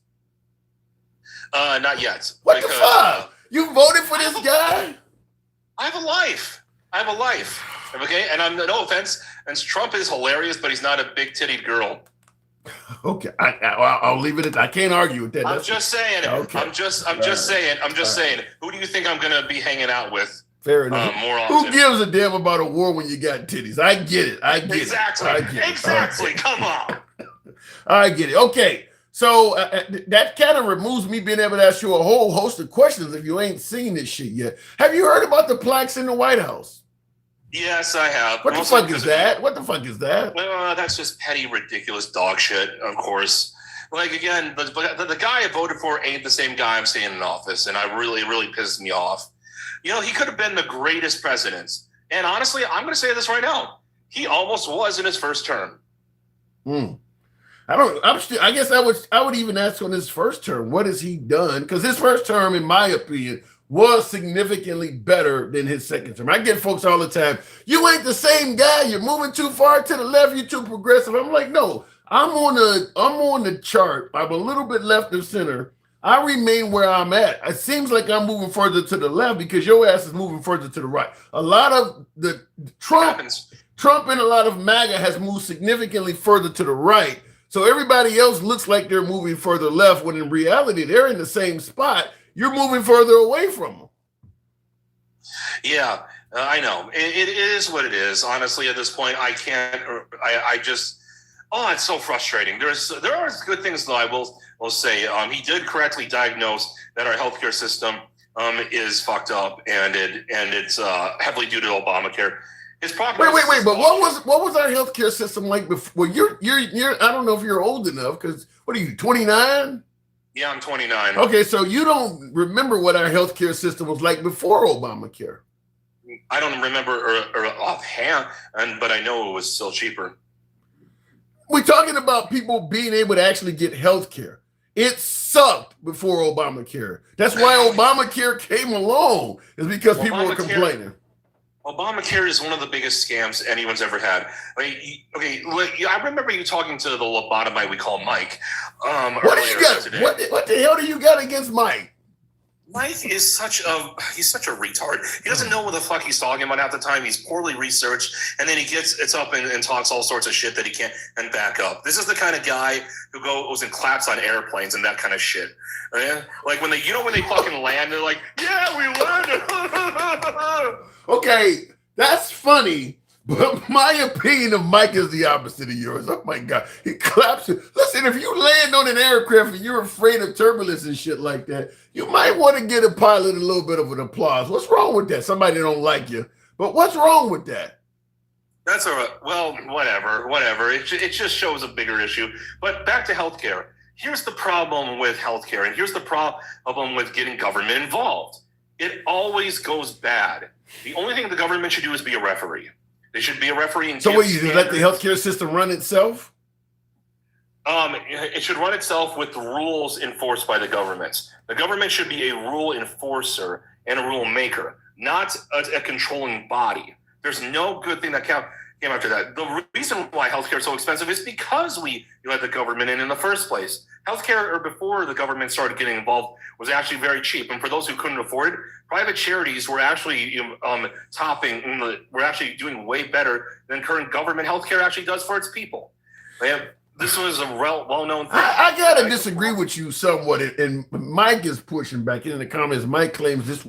Mike, in reference to you, says this man hasn't been with a woman since birth. So he's indicating you haven't seen pussy since an umbilical cord was attached to it. I don't know, but that's what he said. He says you haven't been with a woman since birth. So he don't like you either, apparently. But apparently he's watching me 24/7 with some binoculars like some creepy pedo. But whatever. What does he have? Jeremy derangement syndrome? I think he has Jeremy infatuation system. I think he wants to see me get in the shower. I think he wants me to dance for him or something. Oh Lord. Okay, I'm gonna leave you two gentlemen alone. Go back to the titties you told, says Sam. Listen, I'm never gonna hate on somebody that tells me to go back to a pair of titties. Shout out to you. But President, okay, let me give you some. Since you didn't hear it and you haven't seen any of the highlights, I have them all, just like I do with Charlie Kirk's statements. One of the things he said, he continues to say, is that all of these folks are coming here from prisons and insane asylums. Where the hell is that coming from? Do you know of any prison that released any insane? Do you know the name of any prison, the name of any insane asylum? Where is that coming from? So what he's doing is he's taking something that's kind of true and blowing it up out of proportion to the point where it's not true. What actually happens is a lot of times in these governments, including in Mexico's government, is that when they don't have someone, when they have like too many costs to keep someone in an asylum or do something like that, keep someone contained or in their prisons, and they don't know what to do with them.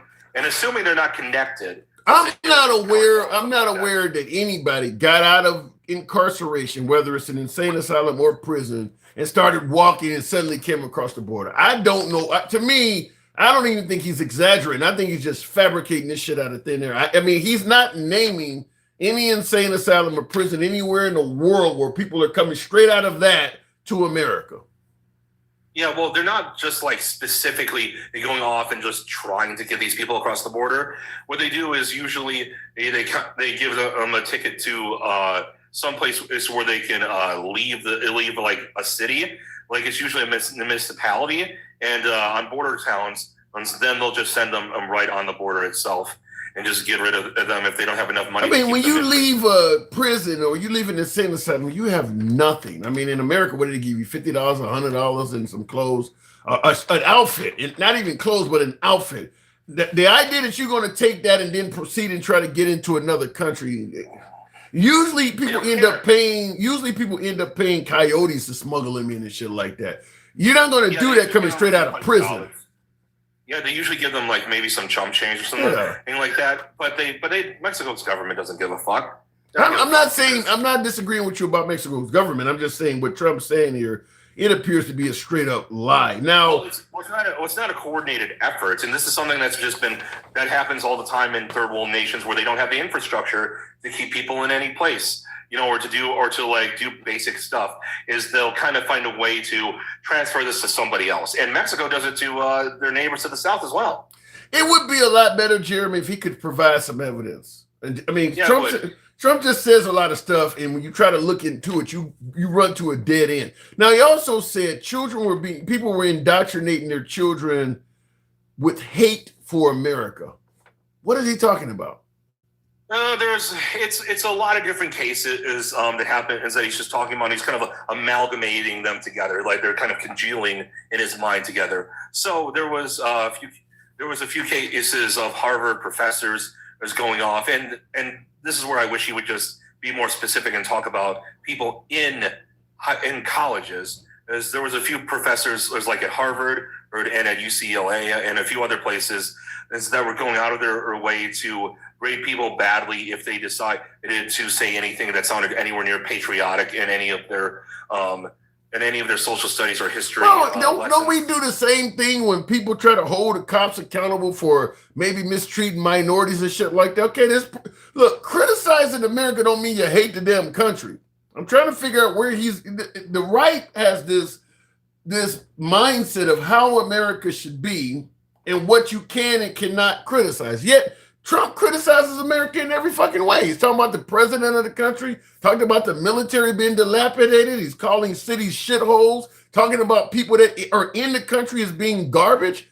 How does he get away with all of that? None of that's considered as hating America. But what the liberals are saying is about hating America. Can you explain that?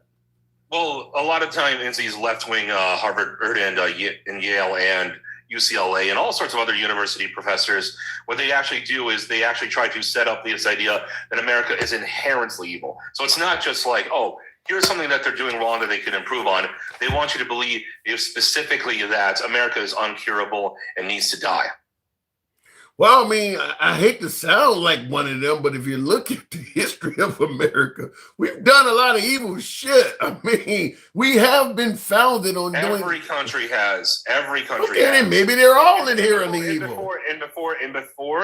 Before you say it like, oh, that's not okay. You constantly, like, whenever I bring up something bad that the left does use, and all of a sudden and pivot to, yeah, but the right does this too, and so I'm just doing one of your tactics. Okay. Well, I'm going to throw back your tactic at you and say this. Even if you say that all countries have done it, just because all countries do it don't mean it's bad. That's like me saying that you tried to kill somebody. Well, all of my neighbors did. Then you all fucked up. If every country has done evil shit, then they all are inherently evil.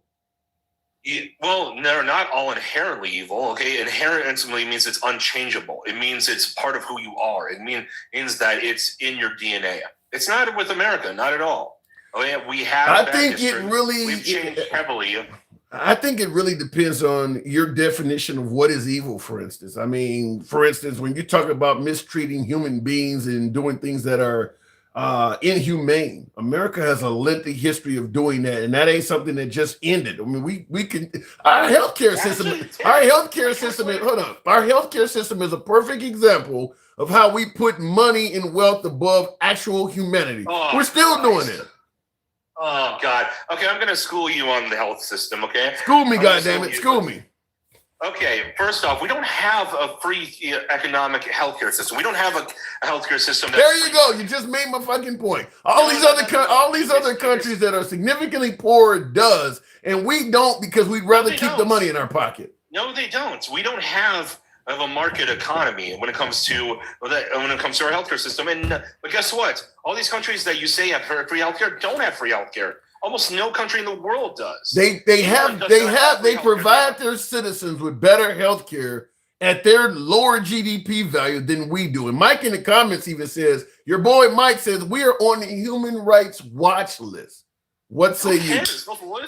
Those lists are run by idiots who don't know what they're talking about. They're not an official source. They're not a good source of information. Human rights watch lists, okay? Yeah, who cares what they have to say? That would be like if the Klan and said, well, Tim is a hateful, mean machine. He said bad things the other day.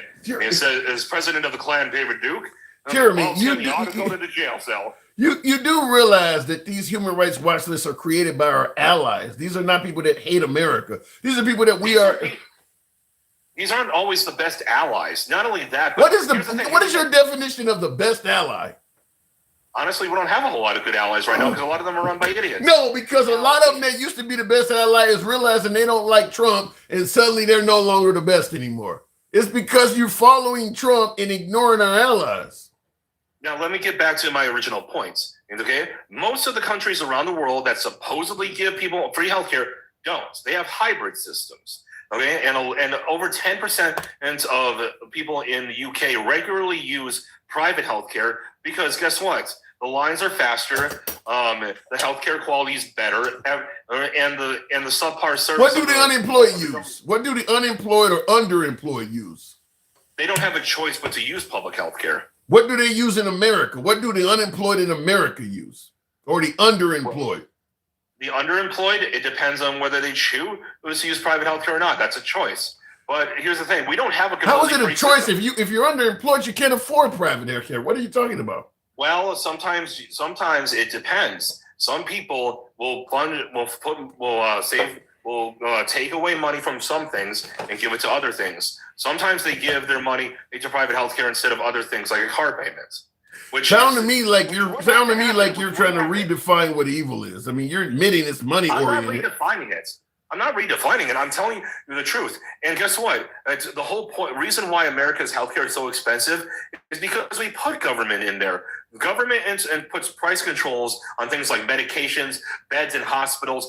They even have laws that restrict a certain amount of hospitals from being built within a certain radius of each other, which is absolutely stupid. It is one of the dumbest things you could ever do because that means you have a monopoly in that area.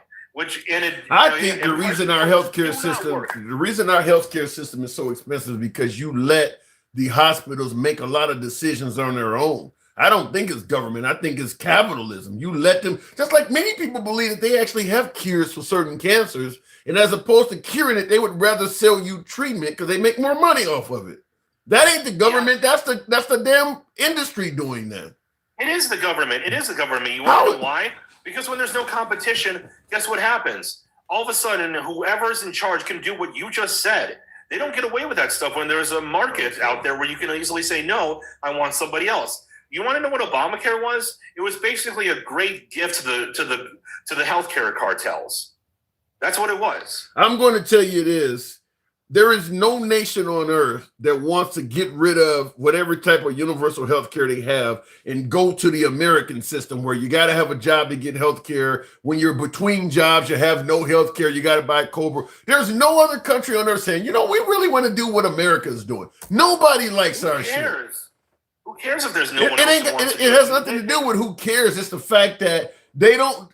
If all of these folks want to stay away from what we're doing, that says something about what we're doing. It's not very favorable. If the American healthcare system was actually privatized, then they would. Okay.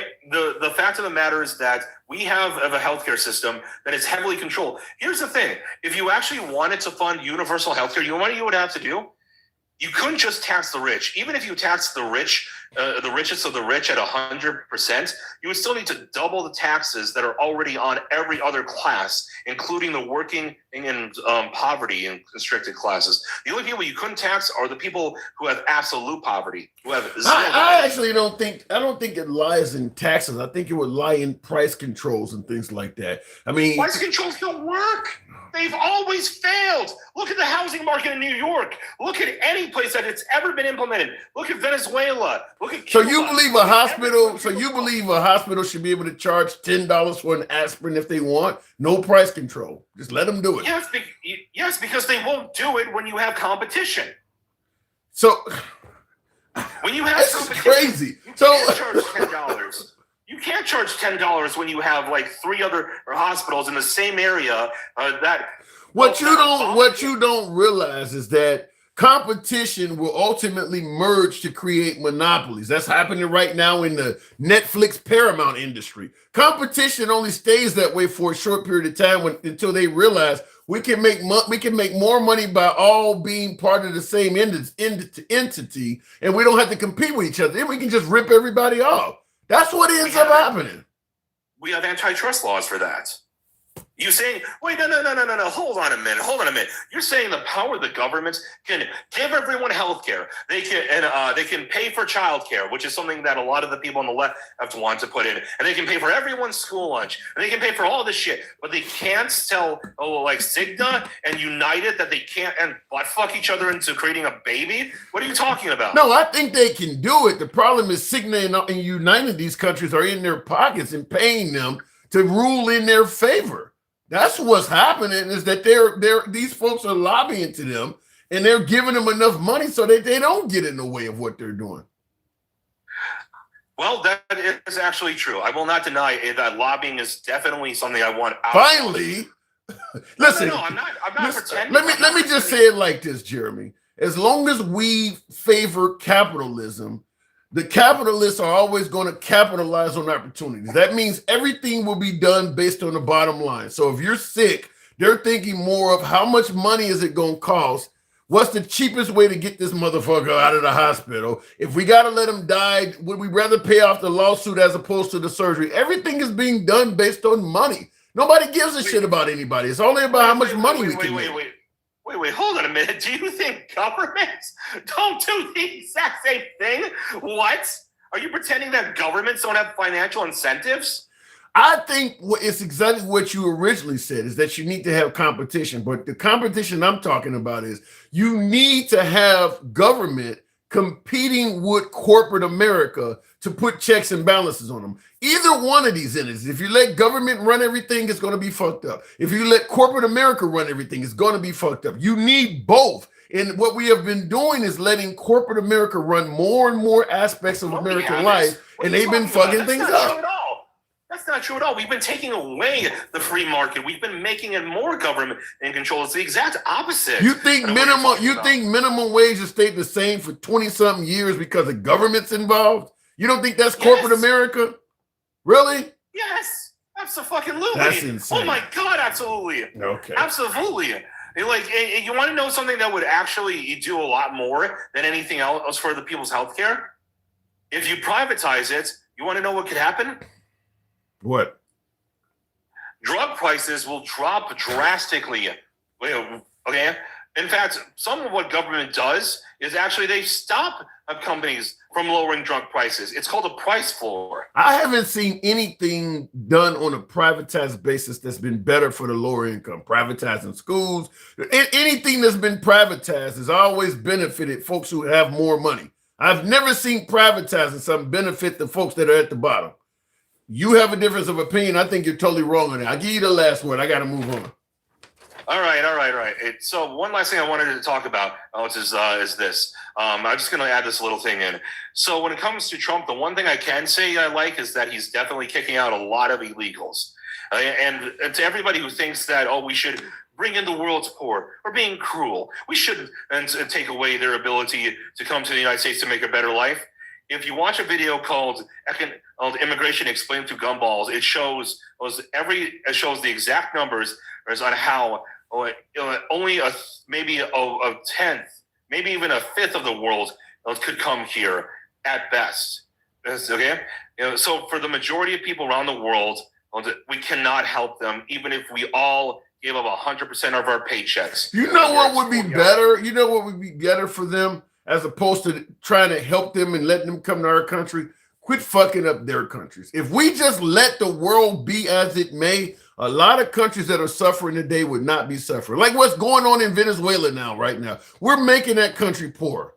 Our involvement in that, it's a lot of that shit that is creating folks that are desperate and need help. It's us fucking with their countries, telling them what they can and can't do. If we just let them be, a lot of those countries, I mean, everything from Blood Diamond on up, us getting involved in their politics, putting in leaders that we feel favorably that's going to sell out their country to us, taking their resources, we actually are making them folks desperate. I agree with you, Tim. I'm in favor of getting rid of all foreign aid and stop fucking with their economies and let them grow and develop on their own. Stop putting ridiculous EPA rules, those that keep them from developing themselves into first world nations. But anyway, Tim, you have a great day. Merry Christmas to you. Appreciate it, Jeremy. Anytime, man. Thank you. Moving on with the program. Oh my God. Who said that? Just say Jesus, and Jesus says Jeremy is a fucking idiot. Oh my God. Be kind to the guests. Jeremy is a friend of the program. Tap the screen. We're going to ask for you guys to get us. Oh my God. 75,000. Tap the screen, get the likes up. America does to countries around the world what white supremacists, I guess that means, America does to countries around the world what white supremacists have done to Tulsa, Rosewood, and other places. That's true. That's true. A lot of countries are worse off economically having dealt with the United States than they would have been if they had simply repelled us at their border. If they had done to us at the border what Trump is doing to immigrants at the border, there's a host of countries that would be better off. Host of countries that would be doing much better. So if you want to secure our border and say you can't bring in poor people, we got to take care of our own in America first, fine. But quit making other folks poor. I mean, we've really exploited a hell of a lot of countries around this planet, on this planet, in our only what is 250 years coming up. We're a fairly new country. We've done our share of damage on this great planet. I know a lot of folks are going to suggest that means you hate America, to call America out for its bullshit, but it's true.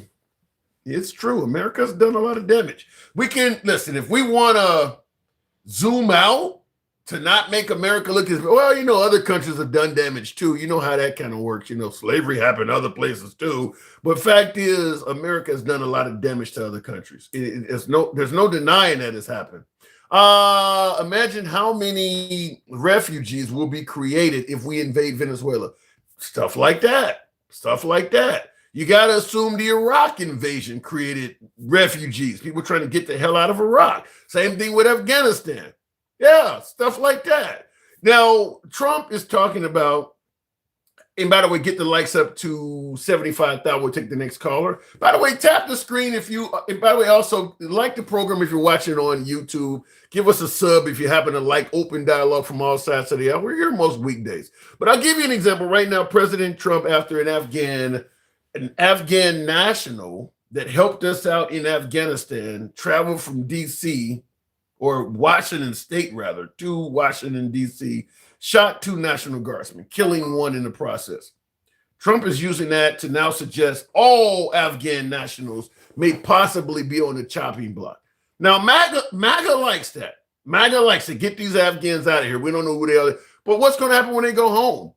Chaos. All of these folks have been living with the enemy. Many of them helped America out in a war against their own country. So they all of them would be viewed as traitors. So there's going to be all kinds of massacres and shit going on if Trump deports them back to Afghanistan. This is what I mean when I say some of these countries would have been better off if they never got involved with America. This is also what happened in Iraq. Whereas during the Desert Shield, Desert Storm stuff under George H.W. Bush, we convinced the Iraqis to rise up and fight against Saddam. They did it. We left and did not help them. So Saddam Hussein started killing off a bunch of them. What did George W. Bush say when he went back into Iraq? Well, he's killing his own people. We got to stop him from doing that. Yeah, because they listen to us. They listen to us. Once again, another group of people paying the price simply because they worked with America. And there are people like that all over the fucking planet. People like that all over the planet. So if you don't want to take in poor people, that's fine, but quit fucking up their lives in their own countries. Looking in the comments, Will G says Trump ain't shit. Says Trump ain't shit. The Warrior dividend check is money coming from already congressionally approved funds made to improve military products or projects, rather. Well, I'm not military, but I gotta assume for military families hearing that they're going to get $1,776 sent to them, they don't care where the money's coming from. Now, what are you suggesting, that they were already going to get it? They were already going to get a $1,776 check? Because I'm sure there's some military families that were like, I don't give a fuck about Trump, but thank God we need this money right now. That's a nice check to have coming in. Now, I don't know if President Trump's going to be able to do it, though, because doesn't Congress control the purse strings? This hasn't went through Congress. Congress is not even in session. Mike Johnson is about to send them home. They're not even fucking around and negotiating healthcare. They're just going home early, getting paid to be home, not even working for the country.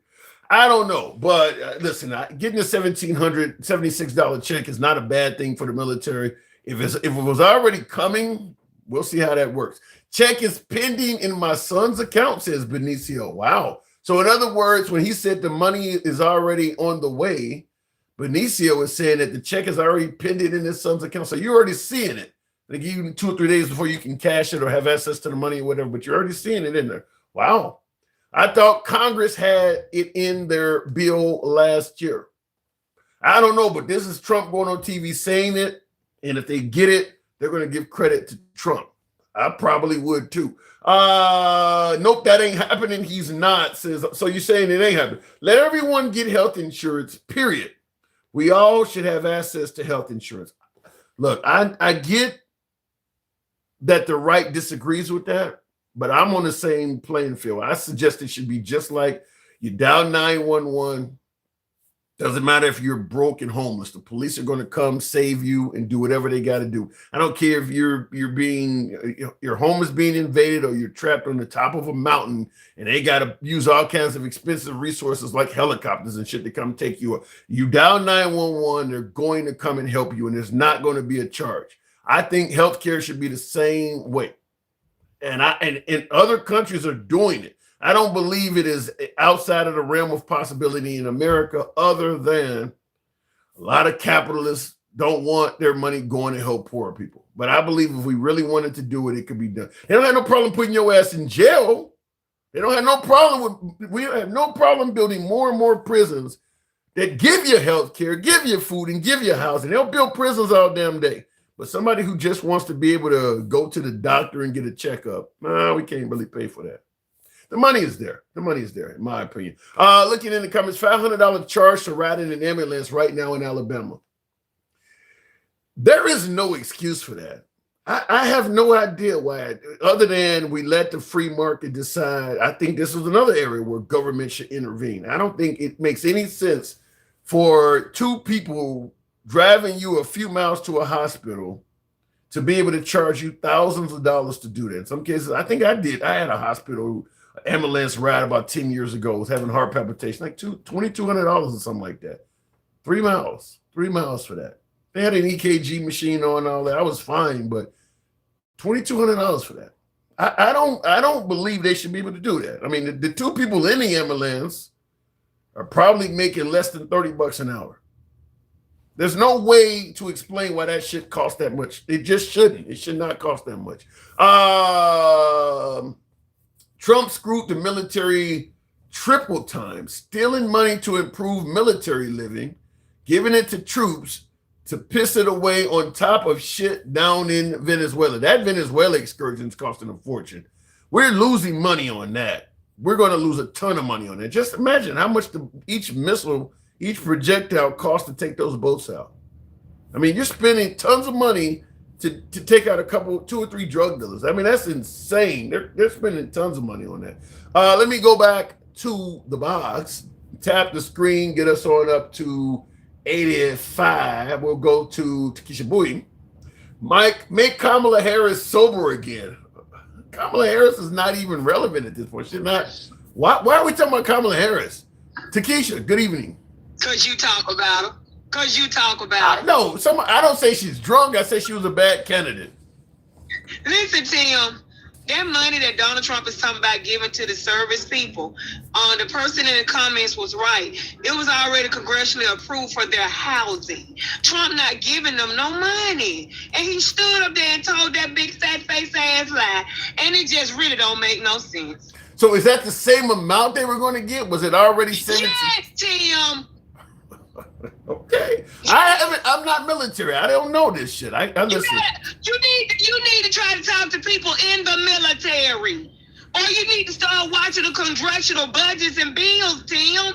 Trump ain't doing that up there lying. Let me say it this way. I've been talking to folks all year, plenty of military folks. None of them told me we already got a check coming in for $1,700 from the government. Nobody brought that up. My friend's husband is in the military.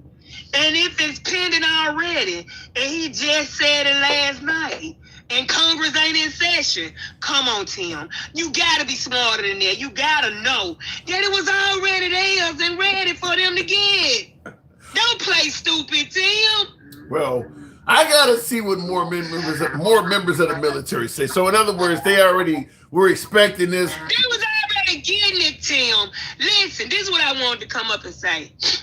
This is how you know that this administration can get MAGA riled up and then they forget about what they done said. Tim, where's the girlfriend of the founder of Antifa that Kristi Noem arrested a couple of months ago? I ain't heard shit else about it. Okay, Tim, that's my whole point. She said in a bold-faced lie on national TV, she arrested the girlfriend of the founder of Antifa, and we ain't heard nothing else about it, Tim. Who the hell is We ain't seen no pictures. We ain't getting no name. Tim, where's she at? It sounded good, okay? That's what it is. It's Anyway, yeah, all the lies they tell sound real good. Now, this is the second thing I'm going to talk about. Mike Johnson took his flip-flap mouth and you're breaking up. I'm not able to. You're. Unfortunately, you're breaking up, Takesha. I'm gonna give it a moment to clear.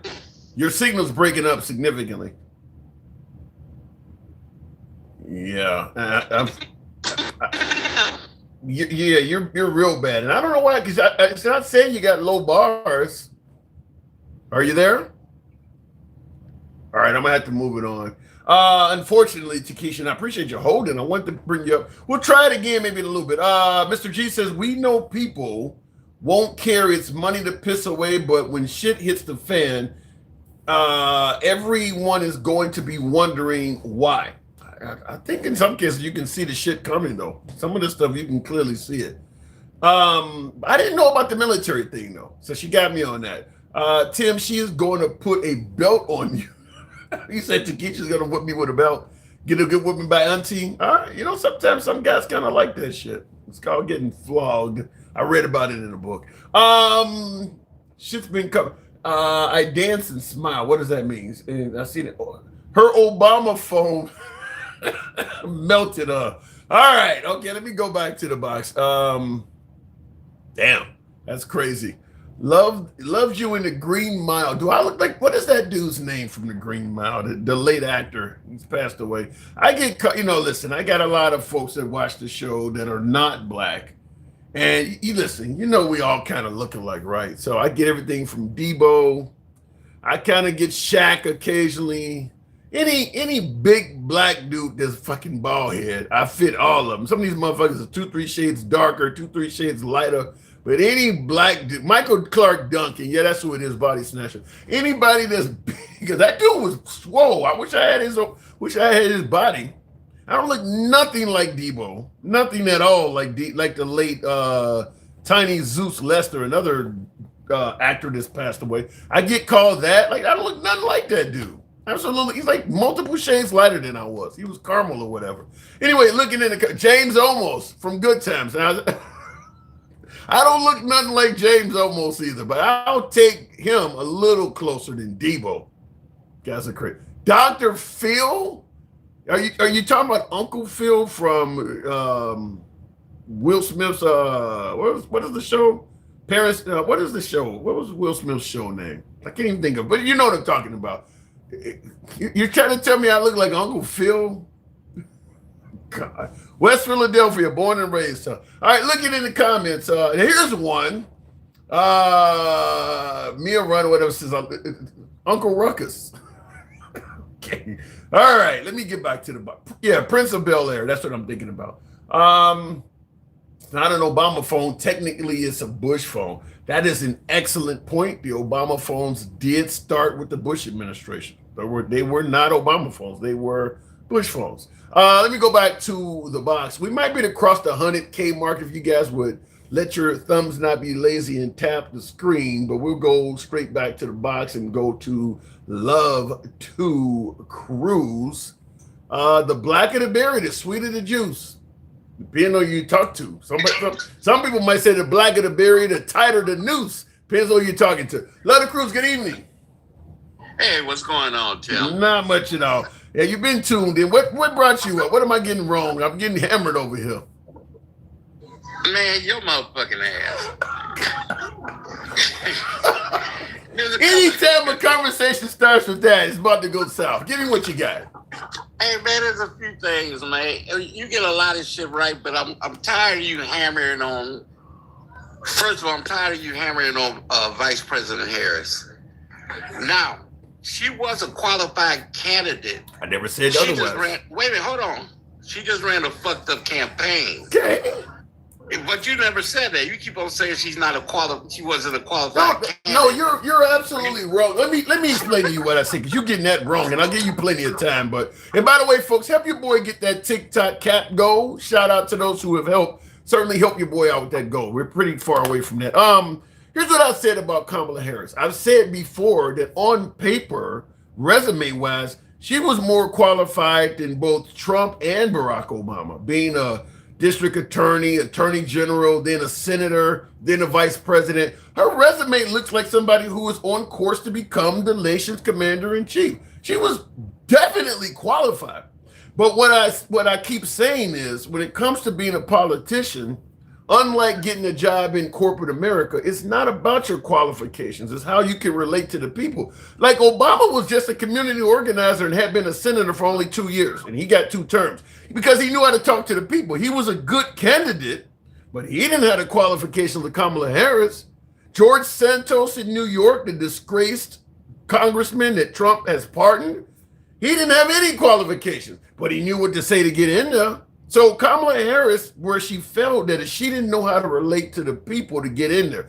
Being qualified is great, but in politics, you got to be able to tell people what they want to hear. Like Trump, 25 million illegals are coming to steal and rape everything from you. That people want to hear that shit. Don't even have to be true. Don't mention that line, motherfucker. There, I'm just saying it. Thank you for the hat. Thank you for the TikTok cap for the great. It don't have to be true, but in politics, you're selling yourself. It ain't always about your resume. It's about what you say in politics. And Kamala Harris didn't come across as authentic in many people's opinion. her campaign, she didn't, and she ran a bad campaign for the primaries, and she ran a bad campaign for the presidency. And that's all I'm saying. I'm not bashing her. I mean, I'm just simply saying, listen, most of Kamala Harris's votes were anti-Trump votes. People were not voting because they really wanted Kamala Harris in office. They were voting because they really wanted Trump out. People who vote for Trump really like Trump. People who voted for Obama really liked Obama. That ain't what Kamala Harris was getting. You're right. Guilty as charged. Guilty as that's me. That's what I did. I was guilty of that. All right, then. But yeah, man, that lying ass motherfucker yesterday, man. That dude there, boy. And let me tell you something, man. That Venezuela thing with him killing people, this is just ridiculous. There's no way those are drug people. And if they are, do you really think a little boat like that with outboard motors is going to go 1,700 miles on the ocean? Well, they got their explanation for that. And by the way, Mike the Sailor and Danny and Alter Ego, appreciate all of you folks showing the program some love. The argument they're suggesting, the argument they're making is that tanker, wow, thank you for that. Got your boy looking like a one-eyed pirate there. The tanker that they just seized, they're saying that those boats were going to rendezvous with stuff like that, get more fuel and continue on this journey. That's what they're saying. Even if that is true, I've never known no drug force that goes to the lower level, kills them, instead of figuring out where they're getting it from and going to get them.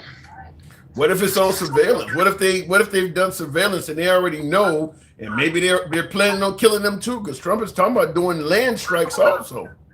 Look, if you were really serious about the drugs, you wouldn't get the mules. You'll get where it's processed at. Yeah.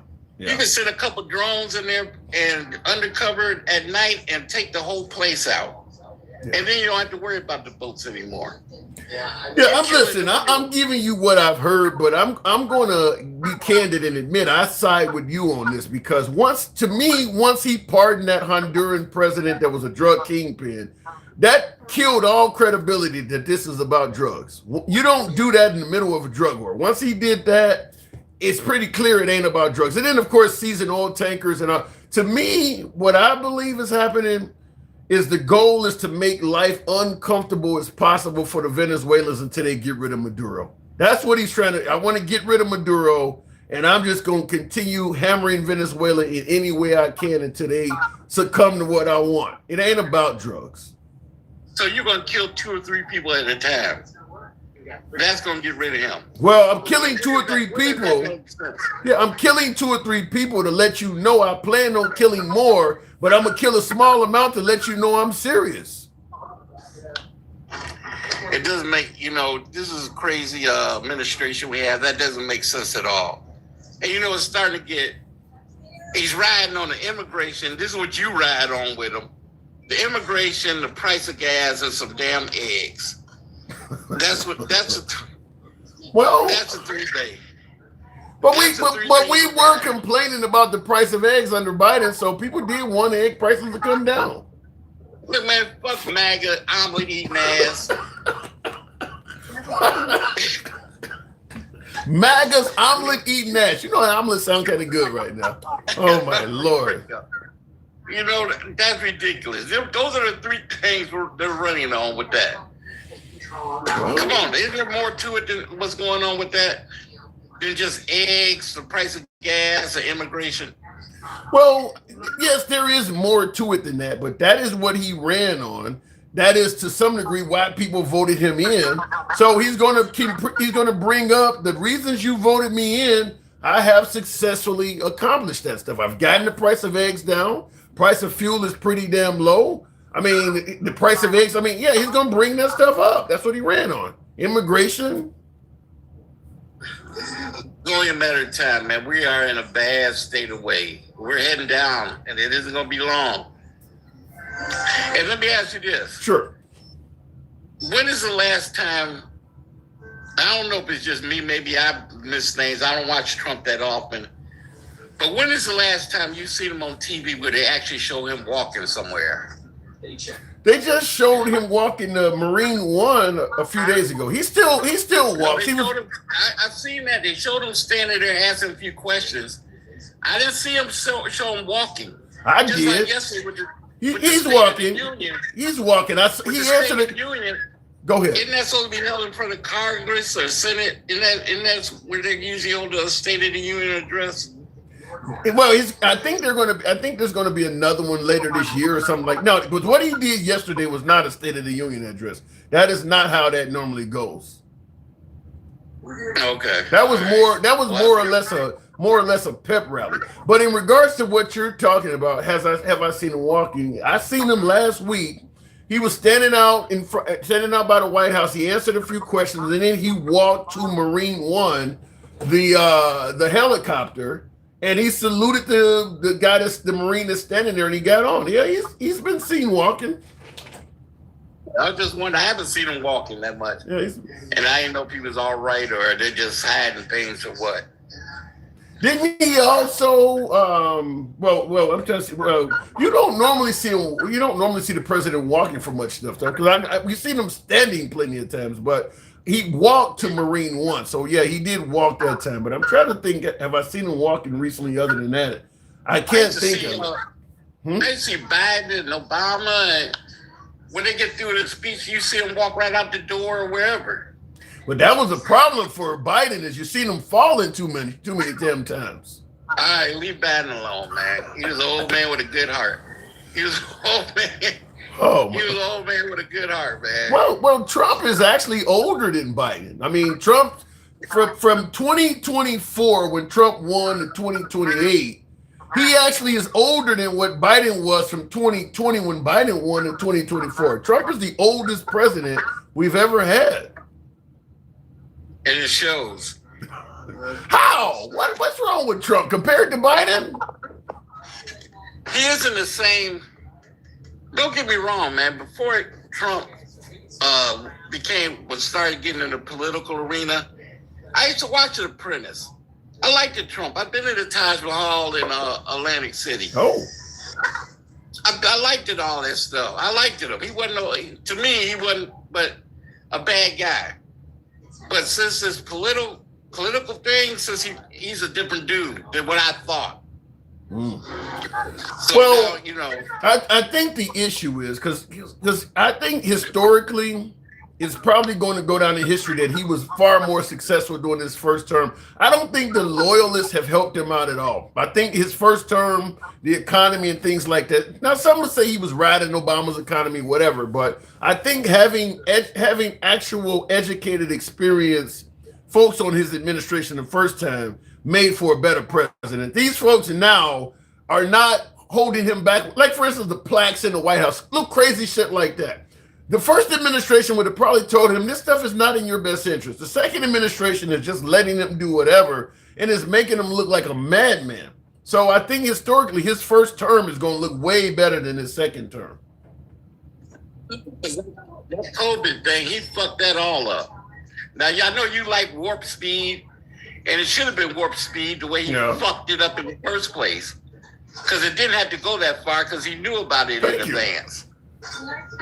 That's cool. You know, we needed Warp Speed that he fucked it up like that. We needed that. Yeah. You know, something like I said, his first term, if he hadn't rolled out the vaccine with all the conspiracies, he would have absolutely been worthy of I don't want to say the Nobel Peace Prize, because you don't get it for that, but he would have been worthy of some real serious awards for basically Operation Warp Speed, according to the science, is responsible for saving millions of lives.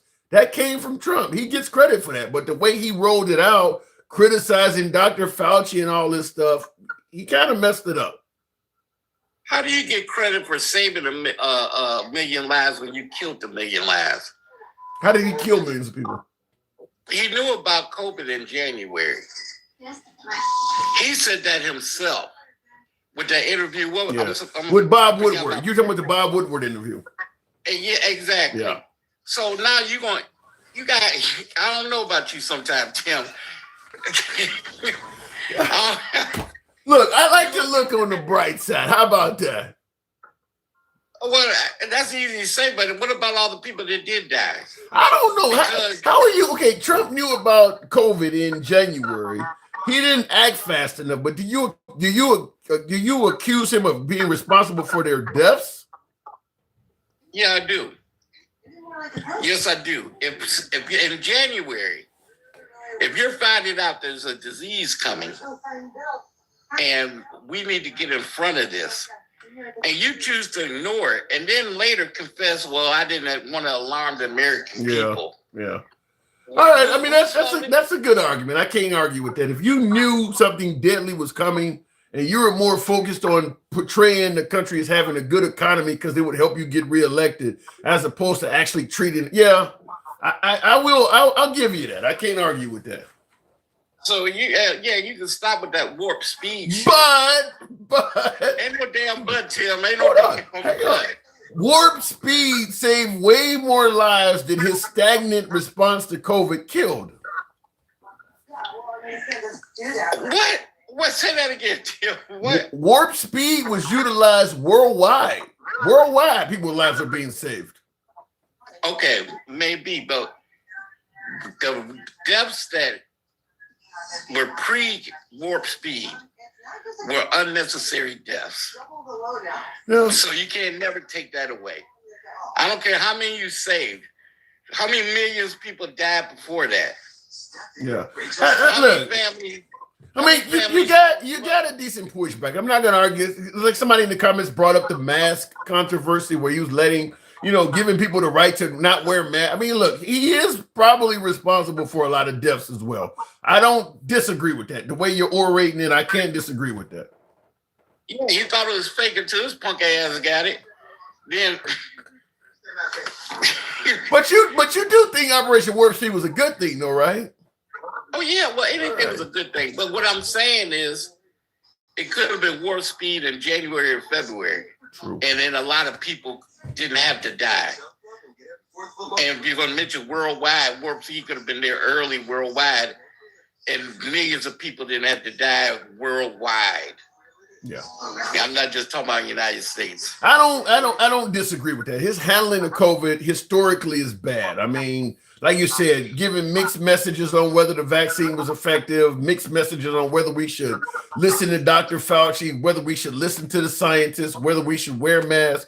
His handling was bad. I don't disagree with that. Of course, saying that COVID would be gone by April based on no scientific research or anything, just telling people it'll be gone by April. Yeah, he handled it really bad. And you're right. He could have got ahead of it and saved more lives. Not to mention telling people to drink bleach. He didn't do that. That's false. He talked about disinfecting. He never used the phrase bleach. Oh, disinfect. Oh, okay. Excuse the hell out of me, Tim.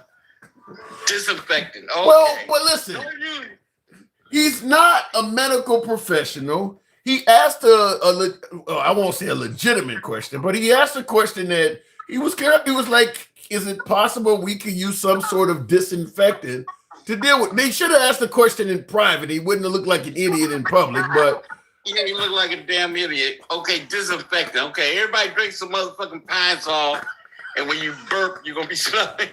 Yeah.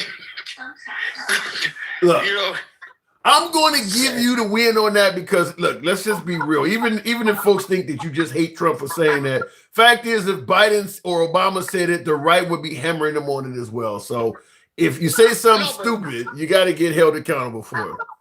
Because, what hit with Obama? What was that, H12? What was that disease called? Oh, H1N1. H1N1. Yeah. How many people died off of that? A dozen?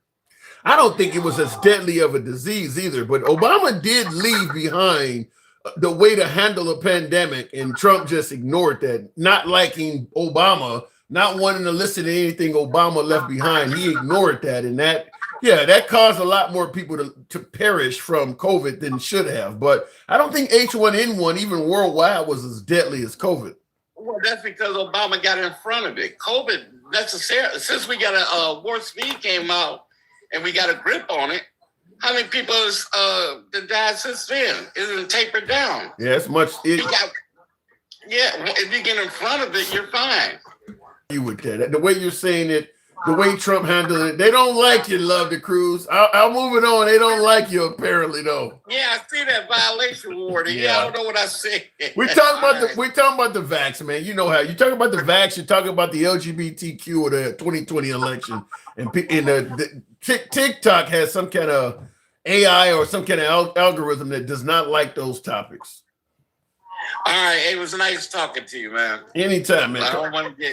I want to go to TikTok jail. All right, we'll do it again next time. Thank you for coming through. By the way, tap the screen, get us on up to 115. 15, F-I-D-E-E-N, 115. And thank you, Gino. Gino, you were proactive on it. Get the likes up. Yes, every Democratic president in history has given us deflation by lowering the national debt, says user. Well, President Trump is on record saying that the Democrats are better for the economy. Before he became a Republican, there is video, you can readily find of him on YouTube, saying that the economy is better when the Democrats in office. Herman Cain would say otherwise, says Justin Enrique. Yeah, they threw that party.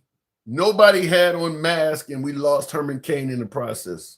Wow. Yeah, Herman Cain. Totally forgotten by the Republican Party. You never hear his name mentioned. When has Trump ever appropriated funds correctly? And Trump is always using a dividend check scheme before shit hits the fan. You're talking about in regards to the military getting $1,776. Now, Takesha claims that money was already going out. We'll see how many military. There should be a bunch of military people all over social media saying the same thing. I haven't heard that, but we'll see. When you say MAGA, you really mean FDR. Okay, you guys are talking in the comments amongst each other, apparently. Tap the screen, get us up to 115. Negative. Trump has never helped us. Well, I will say this. The Republicans are a better party for the well-off. I do believe that. Because you look at how the Democrats, you look at the Democratic direction for America, you look at the Republican direction for America, and if you are well off, it makes more sense. If your bottom line is your primary concern, it makes more sense to vote Republican. Because let's say I own a business. I don't want the government telling me I got to give my employees a minimum wage increase at my business. I don't want the government telling me I got to give my employees employer-provided health care. I don't want the government telling me I got to let my employees unionize. The Republican Party is going to make sure none of that happens if you don't want it to. The Democrat Party, on the other hand, are going to be pro-union, pro-minimum wage increase, pro-allowing the employees to unionize. If you're well off, tax cuts are much better for the well-off under Republicans than they are Democrats. Entitlement programs, which generally are going to tax wealthy folks more to help out the poor, are much more restricted under the Republican Party. In fact, the Republican Party really has never met an entitlement program that they like. So if you're wealthy, if you're well off, and your bottom line is your primary concern, it absolutely makes more sense to vote Republican. Now, if you're hurting financially, or you realize you're in a situation that you could possibly fall on your face and need some help, then you should be voting Democrat. Because the Republican Party's mindset is kind of like, I figured it out, you need to do the same. If you fall in your face, you can either lie there until you perish, or you can figure it out and get your ass back up. Kind of the mindset I always say of, don't ask me for shit. Now, they have this whole thing, well, you can go to the church and there may be charity or something like that. That's hit or miss. But in terms of getting assistance from the government, the Republican Party is generally against that stuff. Love Nature. I like the name. Love Nature says his speech last night was atrocious. What Trump performed last night was essentially a pep rally where he touted a bunch of accomplishments that many suggest are not even true, but he touted a bunch of accomplishments and really, really dug in deep in terms of chastising the Democratic Party. I think they said he criticized Biden and the Democrats like 15 times in that speech. Speech was only 20 minutes long. So that means you're doing that shit about every 90 seconds on average. So he really tore into the Democrats on that. Distraction from the Epstein files, says Waylon. Do you think people really care about the Epstein files on the right? I don't think it matters. I think the right were gung-ho about getting the Epstein files until Trump came into power, and they suddenly would just rather have Trump in power. I don't think they care. I mean, it was everybody from Oprah Winfrey to Tom Hanks was on the list when Biden was in office. Once Trump got in office, we get it. It is what it is. Corporations get handouts from the government. True. That is true. There is more work out there. There's more work out there than ever. This is something Trump said too. In the comments, Steven says there's more work out there than there. You're saying there ever has been, but I think the way you worded it. But he said there's more work out there than there ever has been. And one thing he has done, he's rolled back the EPA, Environmental Protection Agency. He's made a lot of things to where they can't tighten the new surrounding the economy. Well, let me say something about rolling back the EPA. Remember Palestine, Ohio, where the train went through the town and tipped over or derailed and all this toxic chemicals and shit? This is under the Biden watch. Just really turned the town into a toxic playground. Many suggest that rolling back protections, rolling back regulations so that the railroad could actually carry all this shit with only 2 people on board. Getting rid of the EPA, every regulation that's in the EPA usually comes by way of somebody doing something that either hurt the environment or hurt other people. And they ended up creating a regulation because people were hurt behind it. It's just like anything else, any safety. You lock your door because somebody's houses were getting broken into before they invented the lock. All of this stuff came from something. The idea that the EPA is just sitting back making a bunch of useless shit, I don't agree with that. I think that a lot of that stuff comes because at the end of the day, corporate America, capitalists want to operate their businesses for as little as possible. They will dump waste in playgrounds. They'll dump waste in the middle of your neighborhood. If you don't have restrictions, it obviously is cheaper to dump waste in somebody's alley than it is to actually have it hauled off by a professional company. So if there's no law requiring that I hire a company, I'm gonna dump it on the street somewhere. You have to have these regulations because if you don't, you have to have companies like the EPA. Because if you don't have that, for instance, if I can make money taking out bald eagles or something, I'll shoot every one of them to the point where the birds are extinct. If I'm making money per eagle, I'm going to, there's all kinds of examples of that shit. Just get rid of animals, get rid of plant life, do things right on to extinction because people are making money. You need the EPA. They'll tear down the wetlands, get rid of rainforests and all of that shit. The capitalists are focused on making money, not protecting the damn environment. So if you get rid of the EPA, people will fuck shit up to make money. I don't know why people think getting rid of the EPA is going to make things better off. People from China with money don't care how much a house costs. They will pay for it, keeping the market high. That shouldn't be legal. That shouldn't be legal. I think that as a matter of America's financial security, there should only be so much you let foreign investors and things like that do within this country. If you could flood the streets of China with Chevys or Buicks that were cheaper than their cars, I don't think they would let you do it. We're not going to let you destroy our car market because you can sell something cheaper. We do that here because we're capitalists. We'll sell out our own people if it makes a few folks wealthy because we're more focused on money than the actual protection of the company. Keep in mind, China's an adversary, and they only got to be as powerful as they are because of greedy capitalists. Sending manufacturing plants and jobs to China, they got wealthier. They've used that money to build up their military might and things like that. I don't think that would work in reverse. A lot of countries would not allow us to do to them what we've allowed them to do to us, because they don't allow greedy people to sell out their whole fucking country for a few extra bucks. Big difference. Looking in the comments, you just explained Trump, Tim. He's a sellout.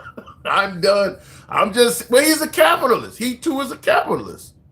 They exploit loopholes. You know, when Trump became president, one of the promises he made was he was going to release his taxes. Remember that?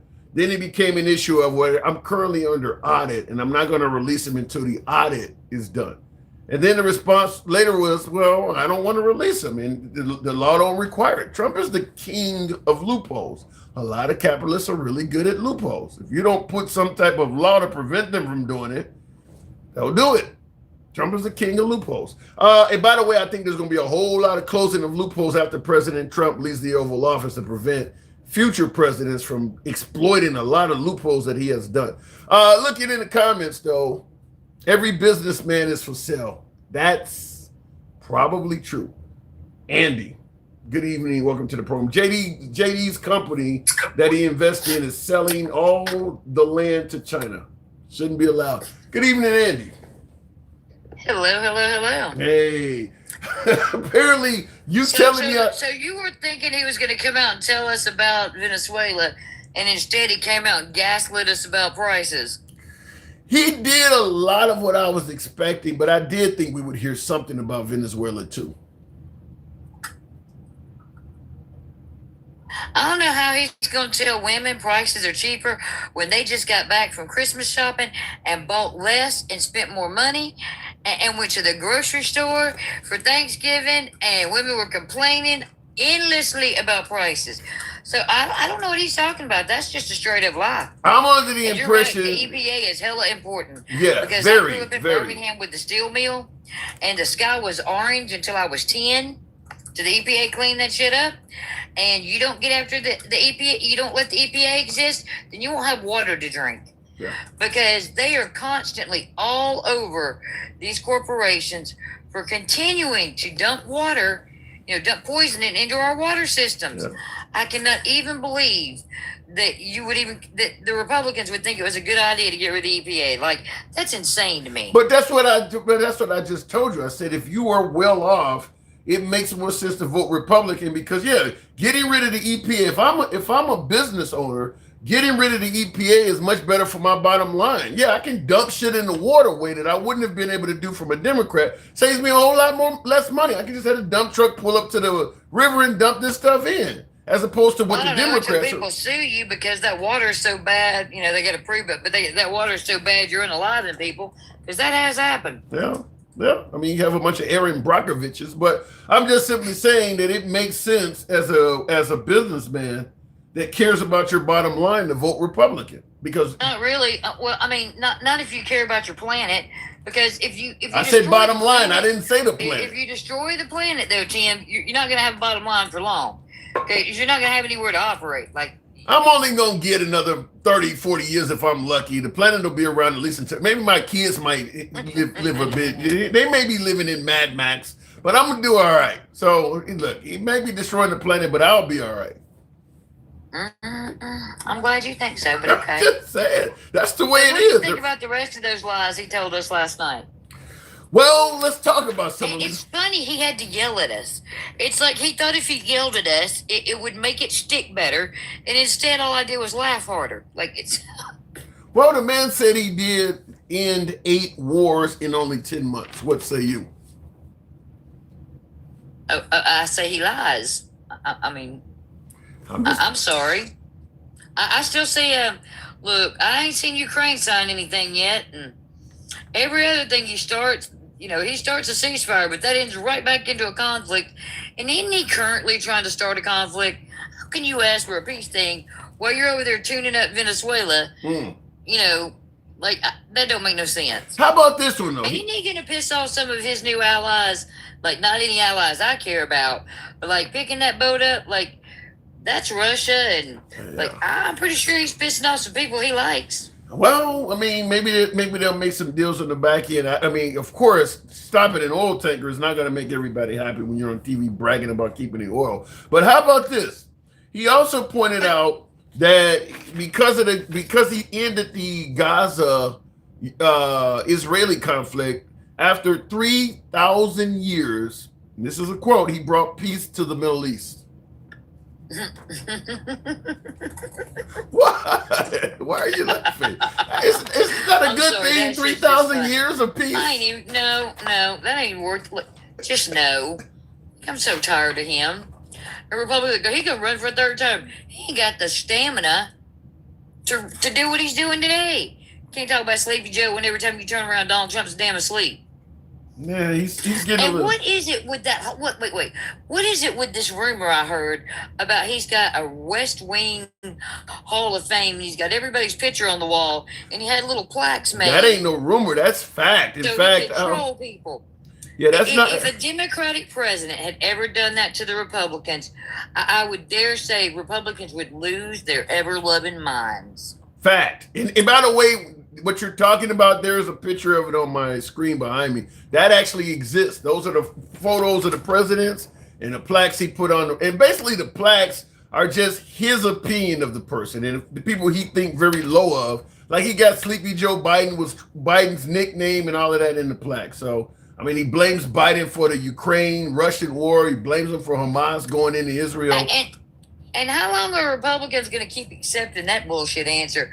Because Trump's been in office like 11 months now, and at some point he's going to have to understand that it's going to be his fault. Like, and Republicans, y'all do realize he's changed almost everything.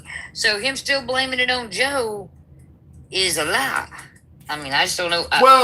Yes, it's hard to blame Joe Biden. I will say this: I am remarkably shocked at how extremely gullible the right is. Like, I had no idea. I don't think it's that the right is gullible. I think that the right believes that Trump is delivering things that America really needed, so they're going to overlook some things. No, they believe a lot of things he says that's just not true. That's gullible. I don't know. Sorry. 3,000 years peace in the Middle East. I don't think the right believes that. Certainly when he says I guarantee you, we'll make a bet. I'll be sitting on one of these panels this week and some idiot will pop up and tell me that. I guarantee you that. You know it's true. You're sitting there laughing because you absolutely know that one of his supporters is going to say that. Because, I mean, really. Well, he said he can bring down prescription prices by 400 to 600%. That's not mathematically possible. I looked that up. That's mathematically impossible.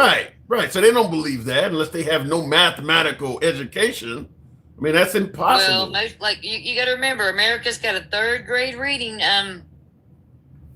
comprehension. Like, I don't know, like. And what's crazy is he claims to have gotten really good grades from the Wharton School of Finance, and he's talking about 600% discounts. A 600%, if I give you something for free, that's 100% discount. 600% means I got to give you the item plus 6 times the cost of it. You know, you're not going to go to the pharmacy and they're going to give you your drugs for free plus 6 times the price of the drug in cash. I do want you to ask them, though, as they come up. I do want you to ask them how much of this they believe. Like, I'm really curious. Because you say they don't really believe it. But, like, you know, you're my buddy and all. But I'm going to tell you, I think that, in my opinion, they believe a lot more of this than you think they believe. Well, when I was at one of the Trump rallies I went to, I had a guy tell me 99% of the time, if you just bet on Trump, things will turn out right. It may not, kind of like the same thing you hear about the deity. You know, he works in mysterious ways, or you often hear people say God doesn't come when you want, but he comes right on time. So it kind of means that no matter how questionable things look, if you just stick with him, it will turn out all right. That's what they say about God. That's what a lot of folks say about Trump. Just bet on him. And no matter what it looks like, in the end, it will work out.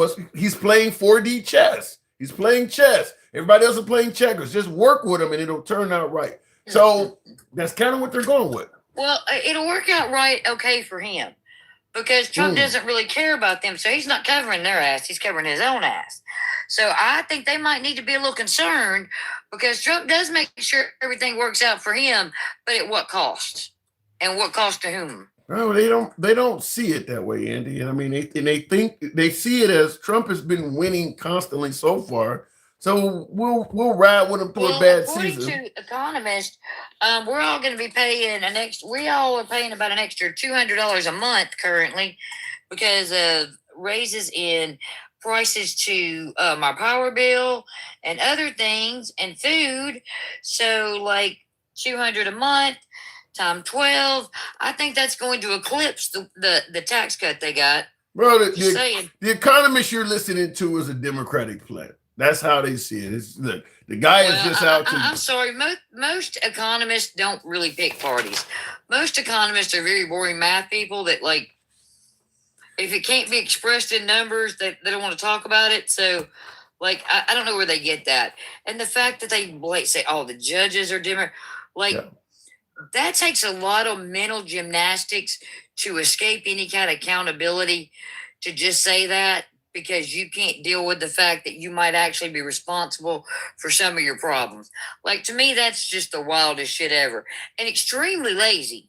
Like, I'm just going to say, extremely lazy. Well, I'm just simply telling you how the mindset is. In the comments, Nick says, lady, what are you even talking about? You were playing one-dimensional chess. Trump is playing 4D. You have no idea what you're talking about. That's an actual... Well, okay, where does 4D chess come from? I wonder if they even know.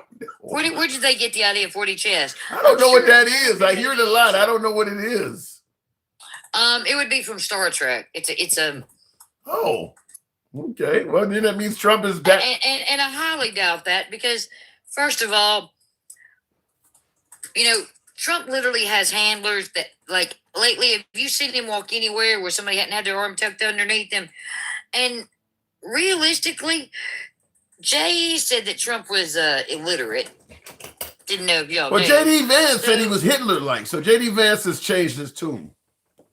Well, no, J.D. Vance just got some power, and he's hoping to replace him right afterwards, so he's okay with that. That's about himself. That's not about anything else. Like, J.D. has always been very transactional. That's why him and Trump do so well together. They're both very transactional people, and they only do things when it benefits them or they think it'll make them look good. Well, be careful. You're talking about what could be your next president. In the comments, TT88 said, hold on, hang on. Hold on 1 second. Hold on before you say that. Hold on before you say that. TT18 was on your way out. You said, this is a great stream. Some good peeps in the comments, but I got to go take care, folks. Appreciate you tuning in. Thank you. Come on back anytime. Go, Andy. I'm just curious. Is he going to make Erica Kirk his first lady? Since he's like been... Why do y'all keep saying that? The man has a wife. Yeah, that he keeps talking trash about. And I'm sorry, but I'm going to tell you, if anybody ran their hands through my husband's hair the way she did, that'd be the end of them. Like right there on the spot. Well, it'd be like, Erica, you've seen how she talks about Charlie. She's kind of just a passionate. That is very, very intimate. She's just kind of a passionate woman. Fingers through a man's hair that way. It also shows that it's not the first time. Because you don't generally just reach up and do that to a person that you're not very familiar with. I'm just trying to say. Well, I mean, they were friends. There's a picture of Erica there with both Trump. Oh, I'm sure they're friends. But notice that she's on Trump like that too. Maybe she just gives passionate hugs. Well, I mean, I can't imagine that I'm just, the man passed away. I'm gonna let that go. Mm-hmm. There's so much I could say, but I'm not going to, I am not them. I'm not gonna back. So you're suggesting that there may be some possibility that Erica is seeking intimacy from the vice president, or vice versa. Well, I mean, I don't know if she's seeking it, but the position they found themselves in looked awfully intimate to me. But they're not gonna fuck on stage, Andy. This was out in public. No, but those were indicators that they had before, or they might soon. Like, oh my God! I'm just telling you, any woman puts their hand on my man like that, we got a problem. And if I was JD's wife, I'd be wanting to talk to him about that shit. Okay, look at how she's laying on Trump's chest. I mean, he's likely to have makeup and everything on his shirt. Oh, nobody said that about Trump. I'm about to eat. Let's not ruin my dinner, okay? What? Trump is a ladies' man. Trump was a decent looking dude back in the day. No. Trump's something, all right. That guy has had more Playboy models damn near than Hugh Hefner. That man has had a lot of fun in his life. Mm-hmm. I mean, you got Stormy came to the hotel room and gave it up for nothing. I mean, the guy's had a lot of She got fun. paid. No. She got paid. We know she got paid because those checks are what caught him that 34 felonies. Yeah, but he ended up suing Stormy Daniels and he got paid. She had to pay him like $600K for that breaking that what did you call it, the NDA or whatever, non-disclosure agreement. Stormy Daniels had to pay him money. She had to pay him a little bit. What did she get from him? And it ain't, look, he needs to. She got $100 and some thousand that Michael Cohen mortgaged his house for, because I actually got to interview Michael Cohen and he told me what happened. And she ended up losing to him because she violated the NDA and she had to pay him like $650. So Trump got pussy and profit. That's a crying shame. That man is a good businessman. That's what I'm talking about, Andy. They like him because that man. We need a businessman. Man in history. And a lot of times he loses. And like some of these cases he's opened himself up to discovery for, I'm not saying, but me personally, I might not set myself up to be investigated that firmly, especially since we all know that some of the shit that they're looking for he did. I would just stop if I was him. Well, listen, the guy has the power of the pardon behind him, unless they can get him on something state-related. That guy's going to walk off into the sunset, a wealthy old man. He's going to live a long life. He's going to die. You just don't like him, huh? That's so gross. Oh, come on. He's 80 years old. He's a billionaire a few times over, I'm sure, by now. And he's going to, 80 alone. He's about to turn 80. I want a man that can have a conversation with me. And I'm sorry, but if you're going to be wandering off talking about snakes and venom and wild shit, like, you are not the man for me. I need somebody that's coherent. Well, how about this? In the moment. How about this? Not only can he have a conversation with you, but he can tell you how you're supposed to think and respond to it. That's because he's a narcissist. That's why he made that whole thing about Rob Reiner about him. Well, he's a narcissist. Well, listen, anybody that reaches the pinnacle of success like him is going to have a little bit of narcissism, right? Mm-hmm. Oh no, I think John McCain wasn't that bad a dude. But we didn't see him as president. He never made it, so we don't know what. Like Obama as senator didn't come across as narcissistic, but when he was in there, he was saying a few things like, I won, and telling other folks I get to make the decisions. He was a little bit, not as bad as Trump is probably the most narcissistic. That's just being arrogant. There's a difference between having a little bit of arrogance to you and a little bit of cockiness because, you actually did something. And you out and out just being a damn, narcissist. Like, and don't care about nobody but yourself. There's a huge difference. It's worked well for Trump. That has worked well for him throughout his life. Yeah. Because, I look at him and I just see a sad, lonely old man whose wife don't even want to come to him, that he had to work out a damn prenup negotiation twice to get her to come last time, and, has to pay for women. I don't know. Listen, Melania Trump, you don't really think that's a relationship that was based on love to begin with, do you? No. Right. But I do kind of feel sorry for, I would not want, I cannot imagine having a transactional relationship like that. A lot of women are down with it if you pay them enough. So listen, the man wants something that looks good on his arm, for meetings, for first lady, whatever the case may be, for a little bit of nanny when you want to hit it every now and then. That's what he wants. He wants the best. That costs a little bit when you get to be his age. So he has the money. He paid the cost to be the boss. He got something that looked good. Yuck. This is how. Look, I'm sorry, but I have to have some self-respect for myself at some point. Like, I could not. There's no amount of money on earth that would make me do Donald Trump. And I could have married for money. I did not. I chose, to marry somebody that was, just starting out in their career, and we love each other because he's smart, and I like him because he's funny. But now he's at the top of his career, and he's doing really well. But that wasn't that way when we started out. And so I think a lot of people, don't realize that women, when you marry for money, that's the hardest job you're ever going to have. You need to marry for love. It depends if the guy's gonna be dead soon. I mean, how long is Melania Trump? Okay, she did put in some time. I mean, she ain't exactly Nicole Simpson. What was the girl's name that married the rich guy? I can't think of her name. She was a playmate. She's dead too, but she married Nicole. We're not something. talking about Anna Nicole. Yeah, Anna Nicole Smith. Anna Nicole She Smith. felt safe. Huh? Anna Nicole married him because she felt safe, because she was knocking down $100,000 check just for showing up for a photo shoot. Okay. So like she wasn't hustling money; she had money. I don't think Melania Trump got a bad spot. She's got a movie coming out. They paid her $40 million for the movie. She don't have to live in the White House. She's in New York or Florida anytime she wants. She's got security for life. Amazon made a propaganda movie about Melania the same way they did about Michael Flynn. Why am I not surprised? Well, she got $40 million for it. So I don't think her job is that bad. She fucked the dude a few times. She don't have to be with him. She don't have to really. I mean, she only got 5 staffers. Most first ladies have like 20. Hey, look, I went and looked it up. Like, Hunter had a long career before. He was even in office before Bush. Whoever was president before Bush, he worked for them too.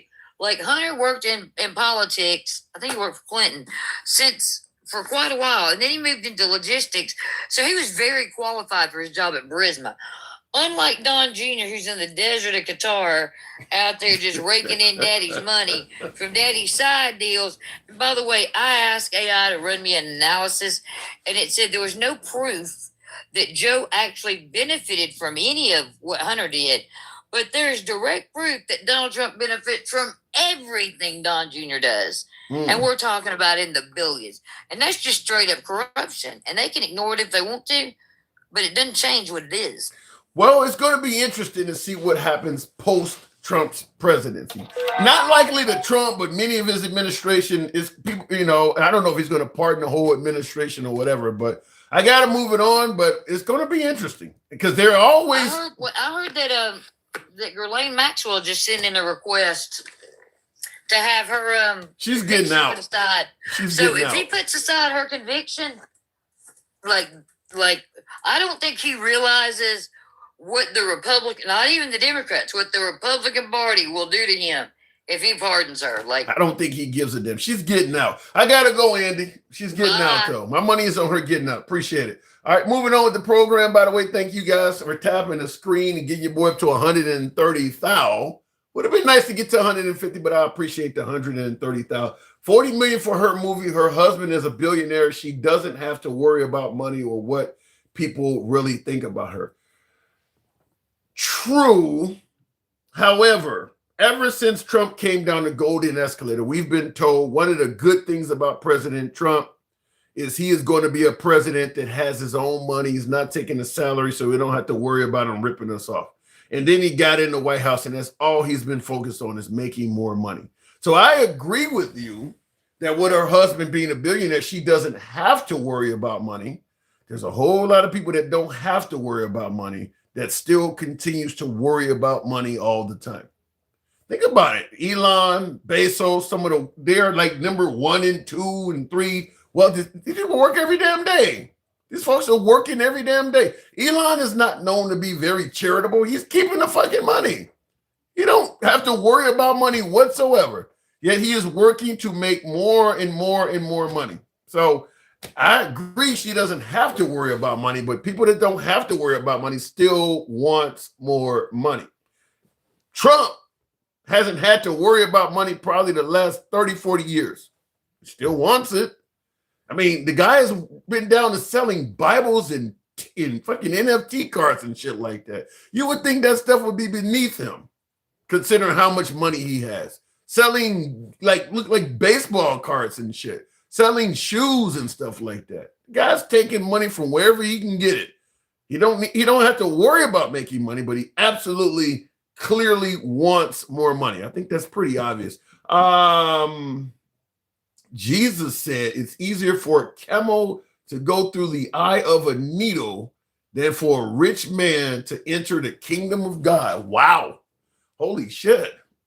The first question we need to know is, what is the definition of a rich man? Because a whole lot of us may not be going to the kingdom. Keep in mind, if you're middle class in America, you're probably considered rich around most places in the world. So A lot of us may not end up going into the kingdom of heaven based on that statement.